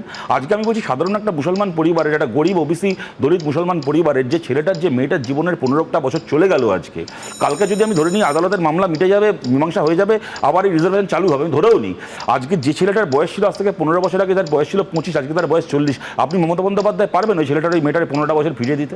সুতরাং যা সর্বনাশ আপনার করার আপনি তো করলেন। সিএ হচ্ছে পার্লামেন্টে, আপনার এমপিগুলো পার্লামেন্টে গিয়ে সিএর বিরুদ্ধে ভোট দিচ্ছে না, ধর্মতলায় দাঁড়িয়ে ক্যাকাচিচি করছে। ওয়াকফের সংশোধনী হলো, আপনি দাঁড়িয়ে ঘোষণা করে দিলেন যে পশ্চিমবাংলায় আমি ওয়াকফের বিরুদ্ধে মিটিং মিছিল করতে দেবো না। তারপরে মানুষ যখন এসআইআর নিয়ে ব্যস্ত, সাধারণ মুসলমান তার 2002 সালের ভোটার লিস্টে বাপ ঠাকুরদার নাম খুঁজছে, আপনি সেই সময় ঘুরপথে এসআইআর পশ্চিমবাংলায় ইমপ্লিমেন্ট করে দিয়ে বলে দিলেন 5ই ডিসেম্বরের মধ্যে এসআইআর যদি তুলতে না পারো তোমার সম্পত্তি আমি নিয়ে নেব। সুতরাং মমতা বন্দ্যোপাধ্যায় দিনের পর দিন, যে কথা হচ্ছিল এখানে রাজনৈতিক হিংসা, ঠিক কথা, যে তথ্য বলা হলো 80% মানুষ মারা গেছেন মুসলমান সম্প্রদায়ের। আমি বলছি গত 15 বছরে পুলিশের হাতে যে মানুষগুলো মারা গেছে, তুমি নামগুলোকে খুলে দেখো, পুলিশের হাতে, ভাঙড়ের মফিজুল আলমগীর থেকে শুরু করে আমাদের মইদুল মিদ্দা থেকে শুরু করে, কদিন আগে তামান্না, যদিও পুলিশের হাতে নয়, সে তৃণমূল ভোটের পরে পুলিশের হাতে। যারা এই খুনগুলোর জন্য গ্রেফতার হয়েছে তারাও আমি রাজনৈতিক হিংসা তো আছে, আমি খালি বলছি পুলিশের হাতে খুন হওয়া, মমতা ব্যানার্জির পুলিশের হাতে খুন হওয়া নামগুলোর তালিকা দেখো। আমি খুব সংক্ষেপে দু একটা কথা বলছি। এই যে এনারা বলছেন যে এই যে মুসলমান ভোট কাটতে গেছে, মুসলমান ভোটগুলো কি আপনাদের বাপ ঠাকুরদার সম্পত্তি নাকি, বাবার জমিদারি নাকি আপনাদের? মুসলমান ভোট মানে তৃণমূলের সম্পত্তি, আর অন্য কেউ ভোটে লড়ছে মানে ভোট কাটতে গেছে? তাহলে আপনি গোয়াতে কার ভোট কাটতে গেছিলেন? আর যে বৈশানা চ্যাটার্জি এখানে দাঁড়িয়ে সজল ঘোষ জিজ্ঞেস করলো তৃণমূলের সংখ্যালঘু মোর্চার নাম বলতে 3বার তোতলালেন, আমি ওসব ছেড়ে দিচ্ছি। গোয়ার 5 জন তৃণমূল নেতার নাম বলুন তো, যারা গোয়ার তৃণমূল নেতা। পশ্চিমবাংলা থেকে গোয়া ভাড়া কাটতে গেছিল তৃণমূল নেতা নয়।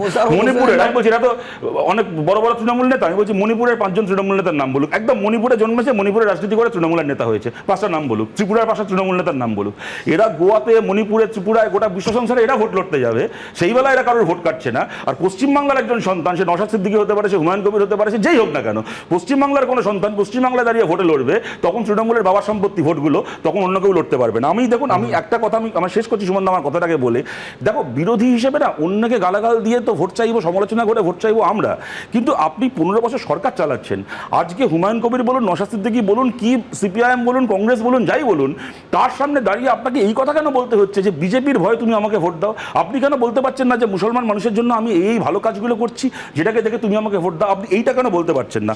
আমার কথাকে আমি ধরুন, আমি এটা বলে শেষ করছি যে পশ্চিমবাংলাতে এই আপনারা এখন আলোচনা করছেন না যে মুসলমান ভোট কি তাহলে তোহা সিদ্দিকের একটা বিবৃতি দেখালেন, উনি বলছেন যে মুসলমান ভোট ভাগ হয়ে গেছে, মমতা বন্দ্যোপাধ্যায়ের হাতে পুরোটা নেই। আমি যেটা নতুন কিছু না, 2022 সালের পঞ্চায়েত ভোট আপনারা দেখুন, 2022 সালের পঞ্চায়েত ভোটের ফলাফল দেখলে আপনারা বুঝতে পারবেন পশ্চিমবাংলায় তৃণমূল কিন্তু মুসলমান সম্প্রদায়ের মানুষের সঙ্গে যে প্রতারণা করেছিল তার হিসেব পেতে শুরু করে দিয়েছে। এমন যে আমি বলছি, ধরুন বামপন্থীরা আমরা ভালো ফলাফল তো করিনি, তার মধ্যেও আপনি যদি দেখেন শেষ আমাদের যারা এমপিরা ছিল, সে মোহাম্মদ সেলিম রায়গঞ্জ থেকে হোক, বদরুদ্দোজা খান জিতেছিলেন মুর্শিদাবাদ থেকে, গত লোকসভায় বাম এবং কংগ্রেস যে কটা আসনে লিড পেয়েছিল সবগুলো সংখ্যালঘু অধ্যুষিত জেলাতে লিড পেয়েছিল। সুতরাং সংখ্যালঘু মানুষের ভোট কিন্তু তৃণমূলের হাত থেকে ইতিমধ্যে অনেকটা চলে গেছে, ওরা সেটা জানে বলেই এখন বিজেপির ভয় দেখিয়ে ভোট পাওয়ার চেষ্টা করছে।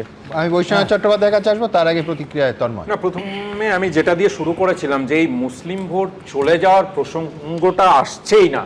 আমি আগে আপনারা দেখুন সমস্ত নির্বাচন, এই নির্বাচনও এখন যতগুলো জায়গায় সভা হচ্ছে, সমিতি হচ্ছে, অভিষেক বন্দ্যোপাধ্যায় বেরিয়েছেন, মমতা বন্দ্যোপাধ্যায় বেরিয়েছেন, আমরাও বিভিন্ন জায়গায় সভা সমিতি করছি, কোথাও গিয়ে এটা বলছি যে মুসলিমদের ভোট আলাদা ভাগ করে দিতে হবে। এটা কনফিডেন্স নাকি মুসলমানদের টেকেন ফর গ্রান্টেড নেয়া? আমরা আমার ছেড়ে যাবে না, টেকেন ফর গ্রান্টেড না, টেকেন ফর গ্রান্টেড এর প্রশ্নই ওঠে না। আমরা ন্যারেটিভ দিচ্ছি যে আমরা আমি বলছি এখনো তো ইস্তেহারই প্রকাশ হয়নি। অবশ্যই এটা বলতে হবে, অবশ্যই এটা বলতে হবে বিজেপির শাসনকালে সারা ভারতবর্ষ জুড়ে সংখ্যালঘুদের উপর যে অত্যাচার নেমেছে সেই কথাগুলো তুলে ধরতে হবে।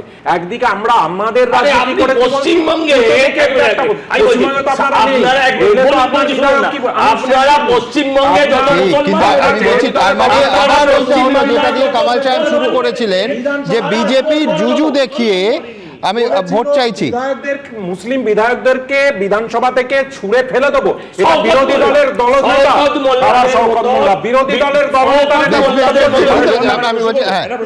আচ্ছা, শুভেন্দু অধিকারী এটা বলেছিলেন তো, পশ্চিমবঙ্গ সরকার শুভেন্দু অধিকারীর বিরুদ্ধে একটা সুমোটো এফআইআর করে গ্রেপ্তার বলুন কি মামলা বলুন করতে পারতেন তো, করেছিলেন। এই যে কথাটা এখানে কামাল সাহেব বললেন, কোরআন শরীফকে অপমান করলেন পশ্চিমবাংলার একজন তৃণমূল নেতা, একজন বিজেপি নেতা, দুজনের মধ্যে কার ক্ষেত্রে এই কথাটা? আমি বলছি আজকে যদি পশ্চিমবাংলায় দাঁড়িয়ে কেউ ভগবত গীতাকে নিয়ে কি, যদি কেউ রামায়ণকে নিয়েও এমন কোনো কথা বলে যা কিনা একটা মানুষের মানে তার ধর্মীয় চেতনাকে আঘাত করবে এবং অশান্তি লাগাবে, তাহলে তার বিরুদ্ধে এফআইআর হওয়া উচিত। যদি আজকে কেউ কোরআন শরীফকে ছোট করে অকারণে, তার বিরুদ্ধে এফআইআর করা উচিত, কোনো ক্ষেত্রে করেছে। তার মানে কি এইগুলো ছেড়ে রাখা হয় এদেরকে, যাতে করে কি না কেউ যখন কোরআন শরীফকে অপমান করবে, কি কেউ যখন কোনো মুসলমান বিধায়কদেরকে কাঁধে করে ফেলে দিয়ে আসবো, তার বিরুদ্ধে ব্যবস্থা নেব না, কিন্তু তার এই কথাটাকে শুনিয়ে সংখ্যালঘু মানুষের আমি ভোট চাই। এই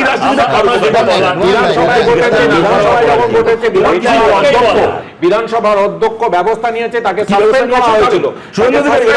শুভেন্দু অধিকারী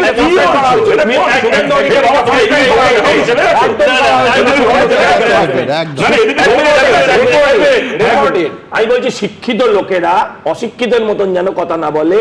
উনি এই কথাটা বিধানসভার বাইরে দাঁড়িয়ে বলেছিলেন, বিধানসভার বাইরে দাঁড়িয়ে কিছু বললে স্পিকারের কোনো এখতিয়ারই নেই সে বিষয়ে কিছু করতে পারে। শিক্ষিত লোক যাদবপুরের সেটা আমি বলছি পুলিশিং এর কাজটা মাননীয় স্পিকার তো করতে পারবেন না, ফৌজদারি অপরাধ হলে প্রশাসন ব্যবস্থা করবে।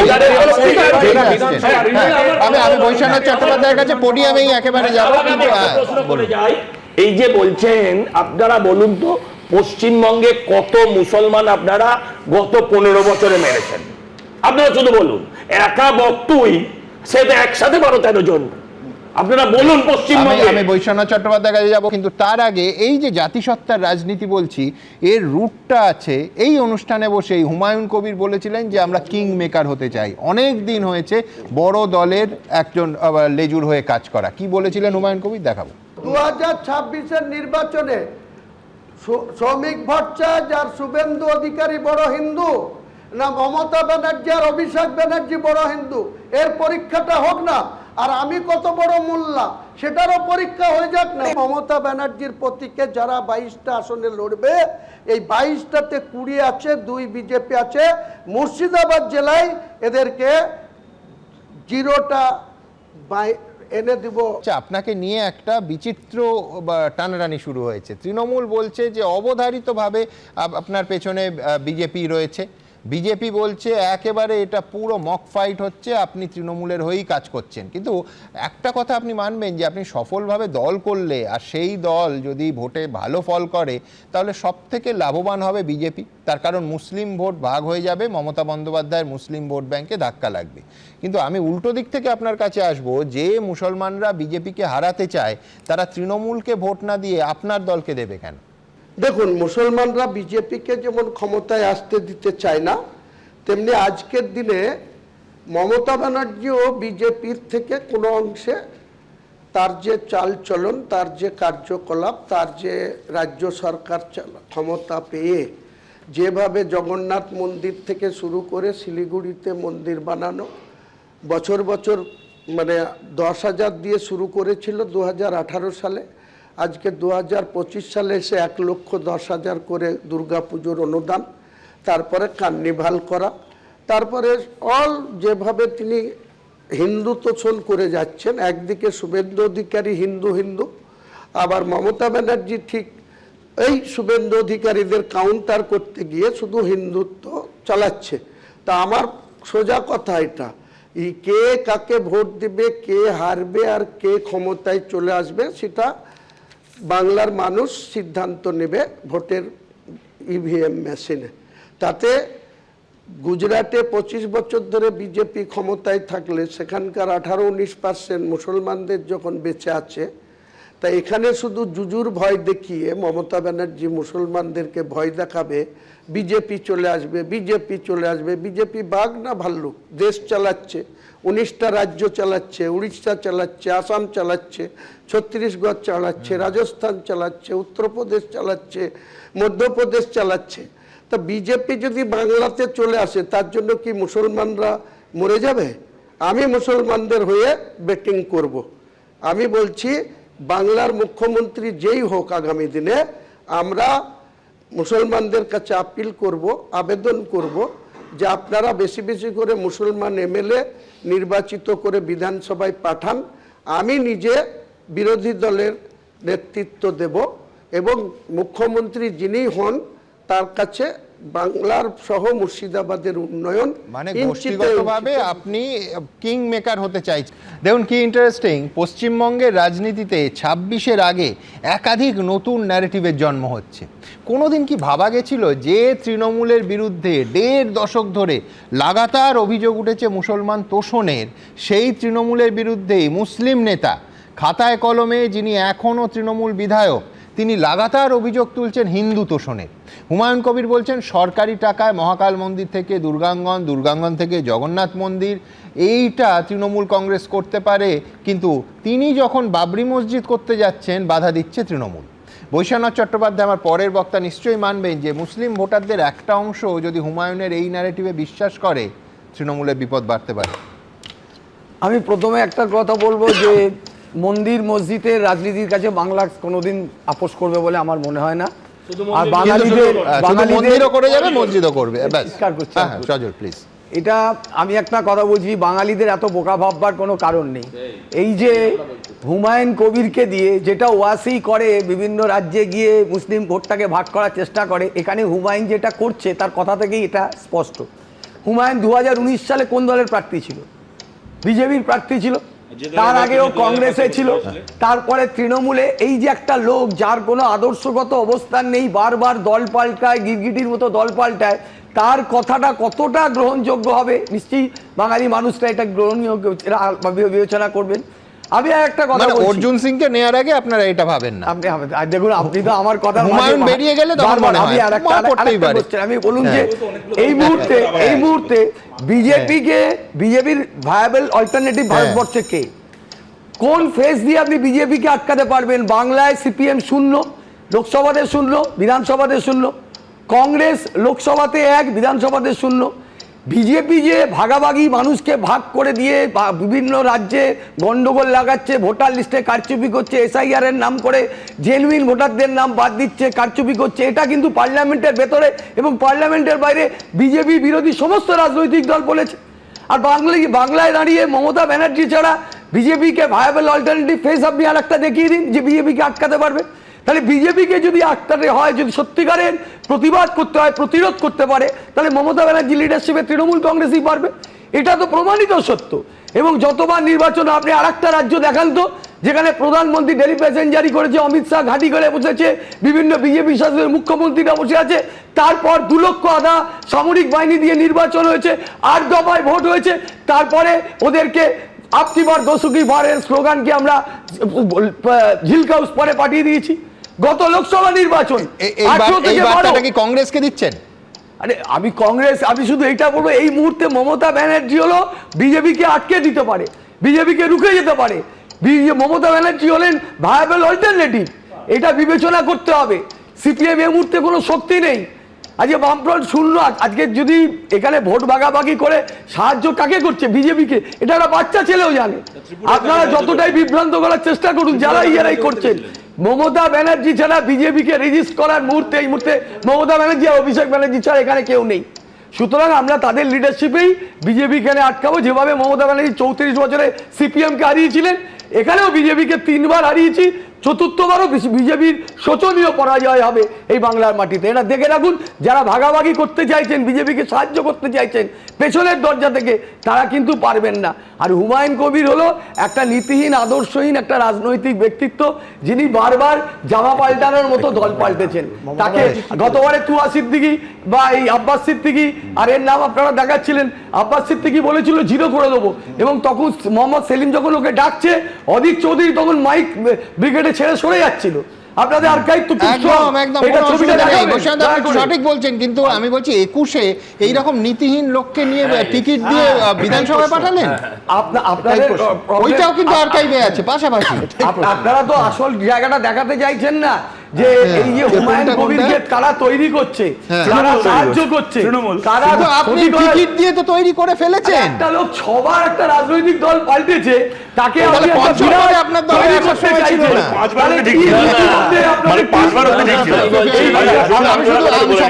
শুধু বুঝলাম না যেটা, সেটা হচ্ছে যে মন্দির মসজিদের রাজনীতি পশ্চিমবঙ্গে আমদানি হয়েছে, সত্যি তো, কিন্তু সরকারি টাকায় মন্দিরের ক্ষেত্রে বৈশ্বনাথদা কি একই কথা বলবেন?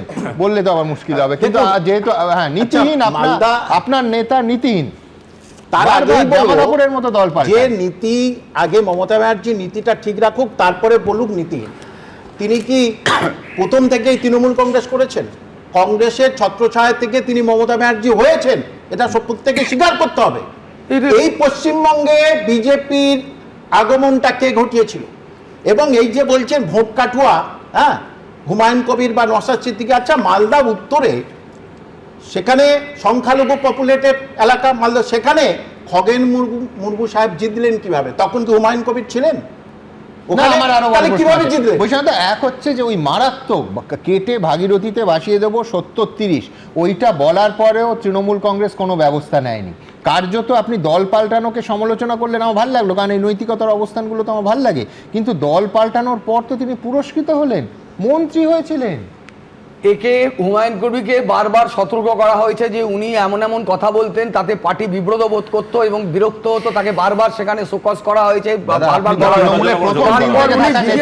আপনি যদি এই স্টুডিওতে উল্টে 70-30-এর কথাটা এদিক ওদিক পাল্টে বলেন, গোষ্ঠী পাল্টে, তাহলে আমার ধারণা আপনি পুরনো নেতা হওয়া সত্ত্বেও পুলিশ আপনাকে বিরুদ্ধে ব্যবস্থা নেবে, কিন্তু হুমায়ুন কবিরের বিরুদ্ধে কোনো ব্যবস্থা নেই।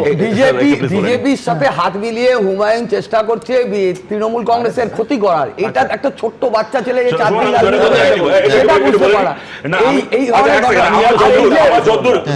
যদ্দূর আমার মনে পড়ছে, হুমায়ুন কবির শোকজ করা হয়েছিল যখন বলেছে অভিষেক ব্যানার্জিকে উপমুখ্যমন্ত্রী করা হোক, তখন শোকজ করা হয়েছিল। ওই 70-30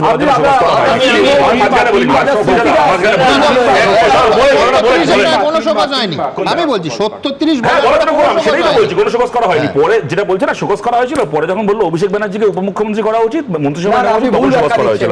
এবার আমরা কথা বলি, বৈশাখার ব্যাখ্যাটা হচ্ছে একটা এসআইআর এর লজিক্যাল ডিসক্রিপেন্সির মতো এমন করেছে না, 5টা বাচ্চা অব্দি ঠিক আছে, যদি 6টা বাচ্চা হয় তাহলে হিয়ারিং এ ডাকবে। সেরকম বৈশাখের বক্তব্য হচ্ছে 5 বার দল পাল্টানো অব্দি আমরা সহ্য করেছি, 6 নম্বর বার যখন দল পাল্টালো তখন আমরা ঠিক করেছি ও খারাপ। আমি একটা কথা বলি, এখানে বিজেপিকে আটকানোর জন্য মমতা বন্দ্যোপাধ্যায় বিরাট কাজ করেছিলেন আজ থেকে 15-16 বছর আগে, উনি বিজেপি সরকারের মন্ত্রী হয়ে গেছিলেন, বা 25 বছর আগে। কিন্তু আমি একটা কথা বলছি বৈশাখা, বিজেপি পশ্চিমবাংলায় নিঃসন্দেহে হেরেছে, আমার ভালো লাগুক কি না লাগুক, মমতা ব্যানার্জি হারিয়েছেন বিজেপিকে পশ্চিমবঙ্গে, নিয়ে কোনো সন্দেহ নেই। তুমি বলো যে পশ্চিমবাংলায় এই যে বিজেপি হারলো, এর ফলে পশ্চিমবাংলায় কোন কাজটা আটকে আছে যা কিনা একটা বিজেপি শাসিত রাজ্যে হচ্ছে, কিন্তু এখানে হচ্ছে না। বলছি কি, আরে তুমি প্রশ্নটাই বুঝছো না, আমি বলছি সরকারের টাকায় মন্দির তৈরি কোনো বিজেপি শাসিত রাজ্যে হচ্ছে না, হচ্ছে পশ্চিমবাংলায়। মমতা বন্দ্যোপাধ্যায় বিজেপিকে আটকে আরো বড় হিন্দুত্ববাদী রাজনীতি করছেন পশ্চিমবাংলায়, সরকারের টাকায় মন্দির স্বাধীন ভারতে কোনোদিন বিজেপিও করেনি, অন্য কোনো দলও করেনি, মমতা ব্যানার্জি করছে। তোমাদের প্রশ্ন করা হচ্ছে, উত্তর দিতে পারছো না, পালাচ্ছ। তোমাকে এখন আবার জিজ্ঞেস করছি, সরকারের টাকা মন্দির তৈরি হচ্ছে, সরকারের টাকা, সরকারের টাকা কেন মন্দির হচ্ছে? সরকারের টাকা মন্দির কেন হচ্ছে? সরকারের টাকা মন্দির কেন হচ্ছে? তোমাকে বিজেপি শাসিত রাজ্যে হয় না, না আমাদের শাসিত রাজ্যে হয় না, সিপিএম শাসিত রাজ্যে হয় না, একমাত্র ভারতের রাজ্য পশ্চিমবঙ্গ যেখানে সরকারের টাকা মন্দির হচ্ছে। কেন? তোমরা তো ভগবানের বিশ্বাস করো না, তোমরা বিশ্বাস করো না, কথায় চলে আসতে হবে। সজল, না, আমার প্রশ্ন হচ্ছে তিনবার একজনকে শোকজ করা হয়েছে, তো শোকজেই আপনি থেমে থেকেছেন কেন? আজকে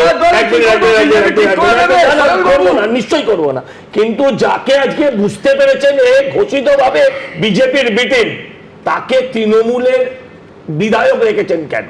আজকে এই প্রশ্নটার উত্তর দিতে হবে। সাসপেন্ড কেন করবেন?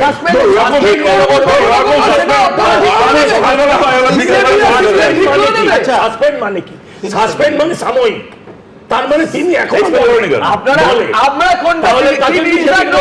সেটা অন্তত আপনি ঠিক করতে পারেন। যে সজলদা, পরিষ্কার একটা বিষয়, আপনি যতই লুকানোর চেষ্টা করুন, উনি তো অন ক্যামেরা এই স্টুডিওতেই যখন প্রশ্ন করেছে তখন বলেছেন যে আমরা দরকার হলে বিজেপির মুখ্যমন্ত্রী দেখতে চাই। কথাকে বলেছে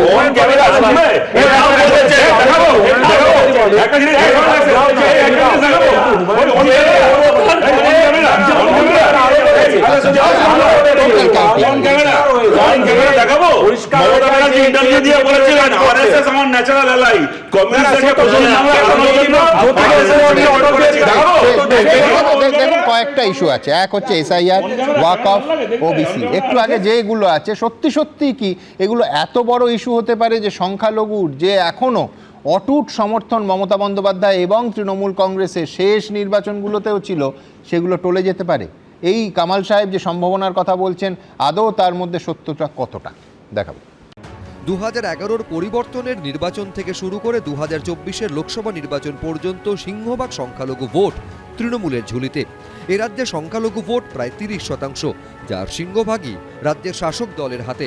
কিন্তু প্রশ্ন হলো, নানা কারণে কি আগামী বিধানসভা ভোটে সেই ভোট ব্যাংকে ধাক্কা লাগতে পারে? নানা কারণে কি মুসলিমরা তৃণমূলের ওপরে অসন্তুষ্ট? ওয়াকফ সংশোধিত আইন কার্যকর করা, ভোটার তালিকায় বিশেষ সংশোধন বা এসআইআর এবং ওবিসি সংরক্ষণে জটের মতো নানা ইস্যুর কারণে কি তারা ক্ষুব্ধ? ওয়াকফ সম্পত্তির উপরে কোনো রকম হস্তক্ষেপ হতে দেব না। যদি মানে করতে হয় তাহলে আমার লাশের ওপর দিয়ে করতে হবে। এই কমিটমেন্ট উনি করার পরে কেন ওখানে সই করলেন? এটা তো একদম বাস্তবে মানুষকে বোকা বানাচ্ছে মমতা ব্যানার্জি। তৃণমূল হলো একটা সাম্প্রদায়িক ইস্যু। মেন কথা হলো তৃণমূল হলো মানুষের বিভাজন তৈরি করে, ঝগড়া সৃষ্টি করে, মানুষকে পদে পদে খারাপ সিচুয়েশনের মধ্যে ফেলতে চায়। প্রথমে সংশোধিত ওয়াকফ আইন কিংবা এসআইআর এর তীব্র বিরোধিতা করা, পরে তা মেনে নেওয়া, এটা কি তৃণমূলের অবস্থান পরিবর্তন নয়? এতে কি অসন্তুষ্ট মুসলিমরা? আর তারই কি সুযোগ নিয়ে তৃণমূলকে ধাক্কা দিতে চাইছেন হুমায়ুন কবির, নওশাদ সিদ্দিকীরা? মুসলিমদের বলেছিল কেন্দ্র যে ওয়াকফ আইন করেছিল অ্যামেন্ডমেন্ট, সেটাতে বলেছিল আমি মুখ্যমন্ত্রী থাকতে তোমাদের কোনো চিন্তা নাই, বাংলার মুসলমানদের কারো আন্দোলন করার দরকার নেই, তোমরা আমার সাথে বুঝে নেবে, আমি এগুলো মানব না। মেনেছে? মুসলমানদের বিজেপির ভয় দেখিয়ে এই সরকার বেঁধে ফেলেছে। অতএব এদের ঘরে যতই গলায় পা দিয়ে লগড়াও, এদের প্রতি যত অত্যাচারই করো, যত জুলুমই করো, এরা কিন্তু শেষ বেলায় এরা ভোটটা দেবে টিএমসিকে। সিপিএম কংগ্রেস বারবার দাবি করছে দিদি মোদি সেটিং চলছে। কোথাও কি এই তত্ত্বে বিশ্বাস করছেন সংখ্যালঘুদের একাংশ? তার প্রভাব কি ভোটে পড়বে? বিজেপি দলের নেতারা না থাকতেন তৃণমূলের জন্ম হতো না। তাহলে জন্মদাতা বিজেপি, তৃণমূল সরকার জন্ম দিয়েছে মমতা ব্যানার্জি দলকে। মমতা ব্যানার্জি ঠিক তিনার জন্মদাতার কথা শুনে ঠিক একইভাবে আমার রাজ্যটাকে শেষ করছে। তাদের ওবিসিদের একটা রিজার্ভেশন হিসেবে তাদের 10 নম্বরে স্টার পেত, তাদের চাকরি হতো, সেটা আজ কোথায়? 10,000 মাদ্রাসার স্যাংশন দেবো বলেছিল, 10,000 তো দূরের কথা, 1,000 দিয়েছে। 3 বারের মুখ্যমন্ত্রী হয়ে গেছে, শুধু মুসলমানদের বলবে আমাদের দুধেল গায়ে, এই দুধেল গায়ের জোড়া পায়ের লাথি মমতা ব্যানার্জি খাবে 2026-এর বিধানসভা ভোটে। সংখ্যালঘুদের পুরোদস্তুর যা যা সুরক্ষা দরকার তাদের অধিকারের জন্য মমতা বন্দ্যোপাধ্যায় সবসময় পাশে ছিলেন, পাশে আছেন। সেখানে এই বিজেপির হাতে তামাক খাওয়া 2-3টে লোক তাদের বিজেপি নামাচ্ছে ঘুরপথে মানুষকে ভুল বুঝিয়ে অ্যান্টি বিজেপি ভোটটাকে ভাগ করাবার জন্য। মানুষ বুঝে যাবেন এসব। শেষ অবধি কি হয়? মুসলিমরা ভোট ব্যাংক হিসেবে থেকে যায়, নাকি হুমায়ুন নওশাদের হাত ধরে পশ্চিমবঙ্গের বুকে মুসলিম জাতিসত্তা রাজনীতি প্রকাশ পায়? সেটাই দেখার। কৃষ্ণেন্দু অধিকারী, সোমনাথ মিত্র, আশাবুল হোসেন, এবিপি আনন্দ। দেখুন, শুধু তৃণমূলের নয়, বামেদের 34 বছরের রাজ্যপাটের পেছনেও কিন্তু অন্যতম বড় প্রধান স্তম্ভ ছিল মুসলিম ভোট ব্যাংক। কিন্তু পরপর কয়েকটা ধাক্কার অভিঘাতে সেই নিবিড় সমর্থন, দশকের পর দশকের সমর্থন কার্যত ছিন্ন ভিন্ন হয়ে পড়ে। প্রথমে সাচার কমিটির রিপোর্ট, তারপর রিজওয়ানুরের ঘটনা, তারপর নন্দীগ্রামে পুলিশের গুলি সংখ্যালঘু সমর্থনের কফিনে শেষ পেরেক পুঁতে দেয়।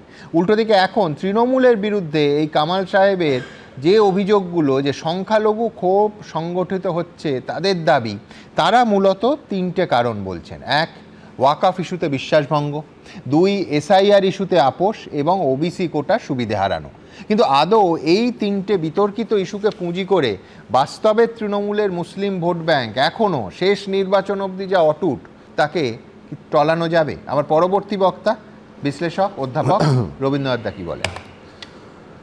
পশ্চিমবঙ্গে স্বাধীনতা পরবর্তী যদি রাজনীতি আমরা দেখি, তাহলে মুসলমানদের অবিসংবাদী নেতা, ক্যারিজম্যাটিক লিডার ছিলেন এবি গনি খান চৌধুরী, কিন্তু সারা জীবন তিনি ধর্মনিরপেক্ষ রাজনীতি করে গেছেন কংগ্রেসের হাত ধরে। অন্যদিকে মুসলমান সম্প্রদায়ের দিকে তাকালেও কিন্তু একটাই জিনিস দেখা যায়, তারা প্রথমে কংগ্রেস, পরে বাম এবং তারপরে তৃণমূল, এই 3টে দলকে সমর্থন করে গেছে ধারাবাহিকভাবে। তাদের মূল ইস্যু ছিল সুরক্ষা। কিন্তু 2026-এ মানে 2021 পর্যন্ত এটাই ঘটেছে। 2026-এ কিন্তু ভোটটা হতে চলেছে, মনে রাখবেন, ধর্মের ভিত্তিতে। এবং এই ধর্মের ভিত্তিতে যখন ভোটটা হতে চলেছে, তখন যে প্রশ্ন আসছে যে নওশাদ সিদ্দিকী এবং হুমায়ুন কবির, এই দুয়ের হাত ধরে মুসলমান জাতিসত্তার উত্থান হবে কিনা। দেখুন, মুসলমানরা এই জাতিসত্তার উত্থান হবে কিনা বুঝতে গেলে মনে করে রাখতে হবে যে তারা কিন্তু এবার আরেকটু বেশি কিছু চাইছেন। অর্থাৎ তারা চাইছেন যে ক্ষমতার ভাগীদার হতে। এতদিন পর্যন্ত তারা সুরক্ষার ভিত্তিতে, অর্থাৎ কে তাদের বাঁচাবে অন্যদের হাত থেকে, বিজেপির হাত থেকে, এইটার দিকে গুরুত্ব দিয়েছেন। এবার বলছেন তারা তাদের যে সংখ্যা, মানে তাদের যে সমানুপাতিক হারে তারা ভাগটা পেতে চান, তাদের ক্ষমতার ভাগ পেতে চান। এবং এই ক্ষেত্রে মনে রাখতে হবে যে হুমায়ুন কবির পরিষ্কার বলেই দিয়েছেন যে বিজেপির জুজু দেখিয়ে লাভ নেই, বিজেপি বাঘও নয়, ভাল্লুকও নয়। সে জায়গায় 2011 সালে হুমায়ুন কবিরই বলছেন যে পশ্চিমবঙ্গের তৃণমূল তার মন্ত্রিসভায় যতজন মুসলমান মন্ত্রীকে রেখেছিল, 2025-এ এসে দেখা গেল তার অর্ধেকও নেই। অর্থাৎ বরং ক্ষমতার ভাগ কমছে, মুসলমান জাতিসত্তাকে অবহেলা করা হচ্ছে। এই জায়গাটার থেকেই কিন্তু তারা আসতে শুরু করেছেন। এবং এই জায়গায় কিন্তু মনে রাখতে হবে জাতিসত্তার ভিত্তিতে ভোট হয়। কারণ ভাঙড়ে 2021 সালে নওশাদ সিদ্দিকী প্রায় 100% মুসলমান জায়গায় বেরিয়ে এসেছিলেন, শুধুমাত্র মানে তৃণমূলের হাত থেকে ছিনিয়ে নিয়েছিলেন এই জাতিসত্তার ভিত্তিতেই। রবীন্দ্রনাথ, আমি যদি উল্টো যুক্তি দিই যে এক হচ্ছে ধরুন মুর্শিদাবাদের দশকের পর দশক নেতা ছিলেন অধীর চৌধুরী, মুসলিম প্রধান কেন্দ্র থেকে চিরকাল জিতেছেন। প্রিয়রঞ্জন দাসমুন্সি দিনাজপুরের যেখান থেকে দাঁড়াতেন, বলছি যে মুসলিম অধ্যুষিত শুধু নয়, মেজরিটি মুসলমান, তারা প্রিয়রঞ্জন বা অধীর চৌধুরীকে তাদের নেতা মনে করেছেন। হ্যাঁ, কিন্তু এইবারে কিন্তু মানে যে বাইনারি পলিটিক্স, যে বাইনারি ইডিওলজিতে চলে এসে, মানে এখন বলছেন চেঞ্জ হয়ে গেছে 2026 2021 পর্যন্ত। কারণ মনে রাখতে হবে এখন কিন্তু বিজেপি বারবার করে বলছে जो हमको साथ है हम उसका साथ है, এবং হিন্দু জাগো, এবং অন্যদিকে বলছে গর্ব সে কহো হাম হিন্দু হয়। এটা শুভেন্দু অধিকারী ধারাবাহিকভাবে বলে গেছেন। সুতরাং এই জায়গায় দাঁড়িয়ে যদি আমরা দেখি যে তৃণমূল মানে যদি এই জোটটা হয়, অর্থাৎ একদিকে নওশাদ সিদ্দিকী, অন্যদিকে হুমায়ুন কবির, এদের যদি জোট হয়, তাহলে কিন্তু একটা ভাগ নিশ্চিতভাবে মুসলমান ভাগ চলে আসবে এদের জোটে, এটা নিশ্চিত। অন্যদিকে বিজেপির যদি এই যে জাগো হিন্দু জাগো বলে বারবার করে চিৎকার হচ্ছে এবং বারবার করে এই প্রচারে তো একটা কাজ হয়ই, এটা মানতেই হবে। তাতে যদি হিন্দুর একটা অংশ জেগে যায় সেটা কিন্তু মানে সিপিএম থেকেও কাটবে না, কংগ্রেস থেকেও কাটবে না, সেটা তৃণমূল কংগ্রেস থেকেই কাটবে। সুতরাং এই দুটো যদি যুক্ত হয়, একদিকে হিন্দু ভোট কিছুটা হিন্দু জাগোর জন্য কাটলো, আর অন্যদিকে মুসলমান ভোটে থাবা বসালেন এই নৌসাদ সিদ্দিকী এবং হুমায়ুন কবির, তাহলে কিন্তু তৃণমূলের আশু বিধানসভা ইলেকশনে অর্থাৎ 2026-এর ইলেকশনে একটা সমূহ বিপদ আছে, এটা যে কোনো সাধারণ বুদ্ধিবৃত্তি সম্পন্ন মানুষও বলতে পারে। ঠিক, সম্ভাবনা আছে, কিন্তু মানুষ কি করবেন সেটা মানুষই সিদ্ধান্ত নেন। তার কারণ রাম মন্দির হওয়ার পর অযোধ্যায় নয়তো বিজেপি হেরে যেত না, মানে আমি বলছি সমস্ত হিন্দু ভোট তো কনসলিডেট হওয়ার করে যেত। আবার এটা ঠিকই যে একেবারে এর উল্টো উদাহরণও সমানভাবে দেয়া যায়, কিন্তু আমার কথা যে দুজনের নাম বললেন হুমায়ুন কবির এবং নওশাদ সিদ্দিকী, একটা কি ইন্টারেস্টিং ফ্যাক্ট জানেন, দুজনেই ব্রিগেডে সভা করতে চাইছেন। আমি জানি না রাজ্য রাজনীতিতে প্রতিষ্ঠা পাওয়া বা জোট গঠনের ক্ষেত্রে ব্রিগেড কত বড় ফ্যাক্টর, বারবার ব্রিগেড ইতিহাসের সাক্ষী হয়েছে, কিন্তু এই ব্রিগেড অভিযান দুজনের ক্ষেত্রেই প্রস্তাবিত ব্রিগেড অভিযান নিয়ে এই দুজনের ক্ষেত্রে কে কি বলছেন দেখব। আপনাদের সাথ নিয়ে আবার আপনাদেরকে নিয়ে কলকাতায় আমরা ব্রিগেড ময়দান ভরাবো অধিকারের জন্য। ব্রিগেড রাজ্য রাজনীতির বহু অধ্যায়ের সাক্ষী এই ময়দান। 26-এর বিধানসভা নির্বাচনের আগে সেই ব্রিগেডই বাকযুদ্ধের কেন্দ্রে। এবার ব্রিগেড নিয়ে মমতা বন্দ্যোপাধ্যায়কে খোলাখুলি চ্যালেঞ্জ ছুড়েছেন রাজ্যের দুই মুসলিম বিধায়ক নওশাদ সিদ্দিকী এবং হুমায়ুন কবির। 9-এর দশকে ব্রিগেড থেকে বামেদের মৃত্যু ঘণ্টা বাজিয়েছিলেন মমতা বন্দ্যোপাধ্যায়। এবার বিধানসভা ভোটের আগে হুঁশিয়ারি দিয়েছেন ভরতপুরের বিধায়ক এবং জনতা উন্নয়ন পার্টির চেয়ারম্যান হুমায়ুন কবির। মমতা ব্যানার্জির মৃত্যু ঘণ্টা সেখান থেকেই বাজাবো। বুধবার শহীদ মিনার চত্বরে সভা করেন আইএসএফ বিধায়ক নওশাদ সিদ্দিকী, যেখানে ভিড় করেছিলেন কাতারে কাতারে সমর্থক। এখান থেকেই ব্রিগেড নিয়ে ইঙ্গিতপূর্ণ মন্তব্য করেন নওশাদ সিদ্দিকী।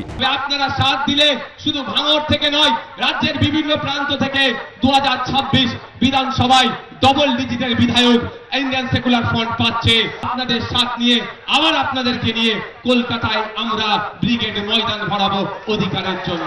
এরপরই ব্রিগেড নিয়ে সরব হয়েছেন আরেক মুসলিম বিধায়ক হুমায়ুন কবির, যিনি সম্প্রতি ব্রিগেডে সভা করার ডাক দিয়েও শেষ অবধি অনুমতি পাননি বলে দাবি করেন। 21শে মার্চের পরে 24 থেকে 31শে মার্চের মধ্যে ওই ব্রিগেড ময়দানের এনওসি নিয়ে হুমায়ুন কবিরের পার্টি তাদের সঙ্গে যারা জোট সঙ্গী থাকবে, জোটটা আগেই করতে হবে, তাহলে সেই জোট সঙ্গীদের নিয়ে 10 লাখ বলেছি, 10 লাখ লোকই এনে ব্রিগেডে সভা করে দেখাবো। রাজনৈতিক মহলে জল্পনা শুরু হয়েছে, তবে কি ব্রিগেডে এক মঞ্চেই দেখা যেতে পারে হুমায়ুন কবির আর নওশাদ সিদ্দিকীকে? 2021 সালে সিপিএম এর সঙ্গে জোট বেঁধেছিল আইএসএফ। কংগ্রেস সিপিএম আইএসএফ এর সভা হয়েছিল ব্রিগেডে, যেখানে বক্তব্য রেখেছিলেন আইএসএফ এর প্রতিষ্ঠাতা আব্বাস সিদ্দিকী।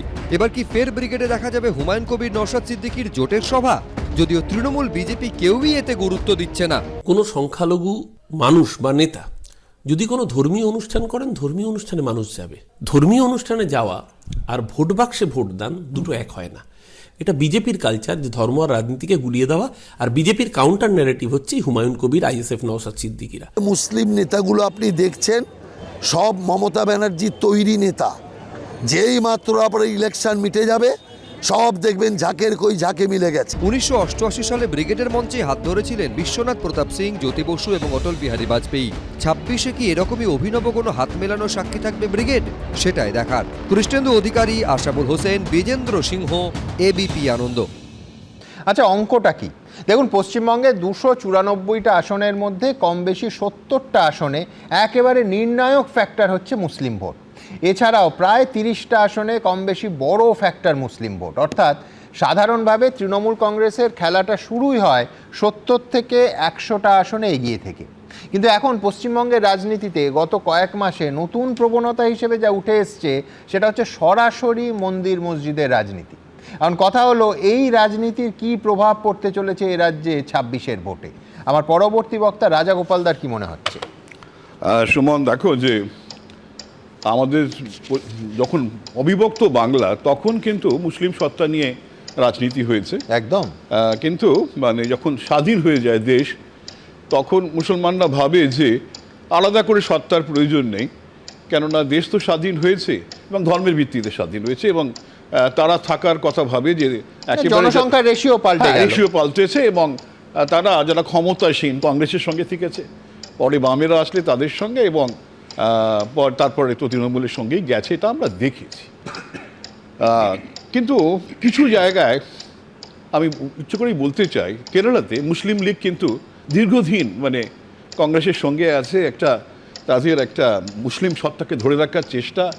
মুসলিম লীগের মানে educational institution, social institution, health institution দেখা, IUML, হ্যাঁ IUML exactly, IUML Indian union of Muslim League, যাই হোক, সেটা তাদের করেছে। আপনাকে বোঝাতে হবে যে আপনি যে সত্তার কথা বলছেন তাদের জন্য সত্যিকারের দরদি। রাজনীতি ভোটের জন্য রাজনীতি করব আর তাদের জন্য কিছু করব না। AIUDF তারা কিন্তু একসময় বিরাট নাম কিনেছিল আসামে। এই আজমল, বদরুদ্দিন আজমল, তার নিজের বিরাট একটা মানে সোশ্যাল এডুকেশনাল কোচিং সেন্টার নানানভাবে আছে, তারা সেবা করে গেছে। যদিও গত নির্বাচনে কংগ্রেসের কাছে কিছুটা হেরেছে, কিন্তু তাদের একটা বেস তারা তৈরি করেছে। হায়দ্রাবাদী যারা তেলেঙ্গানাতে, সেখানেও তারা কিন্তু একটা ভিত্তি তৈরি করেছে, অর্থাৎ সামাজিক ভিত্তি, educational institution, health institution, health দিয়ে মানুষকে দেখা। কিন্তু পশ্চিমবঙ্গে দেখা যাচ্ছে যারা মুসলিম সত্তার কথা বলেছেন ঠিক সেভাবে তাদেরকে মানে ভোট চাইবার কথা বলেছেন, কিন্তু সেই সত্তাটাকে কেউ মানে তুলে ধরার চেষ্টা করেনি। এই প্রথম আমরা দেখলাম যে দুটো মেশানো হলো, একটা হচ্ছে মুসলিমদের পিছিয়ে পড়া, এবং একই সঙ্গে যে মুসলিম হিন্দুর মধ্যে যে হেরে যাওয়ার ব্যাপার, সেটা সিম্বল হচ্ছে বাবরি মসজিদ, সেটাকেও তুলে ধরা, যে আমরা হারিনি। মুসলমানদের মধ্যে এই ধর্মের জায়গাটাকে ধরে রাখা, যে আমরা হারিনি, সেটাকে আমি তুলে ধরছি। আবার একই সঙ্গে এই পিছিয়ে পড়া, সেই পিছিয়ে পড়া ব্যাপারটা যেটা রাজেন্দ্র সাচার কমিটি তুলে ধরেছিল, সেগুলোকে ভালোভাবে তুলে ধরা হয়েছে। অর্থাৎ যে মুসলমানদের যে একটা সত্তা আছে, সেই সত্তাটাকে জাগিয়ে তুলতে হবে।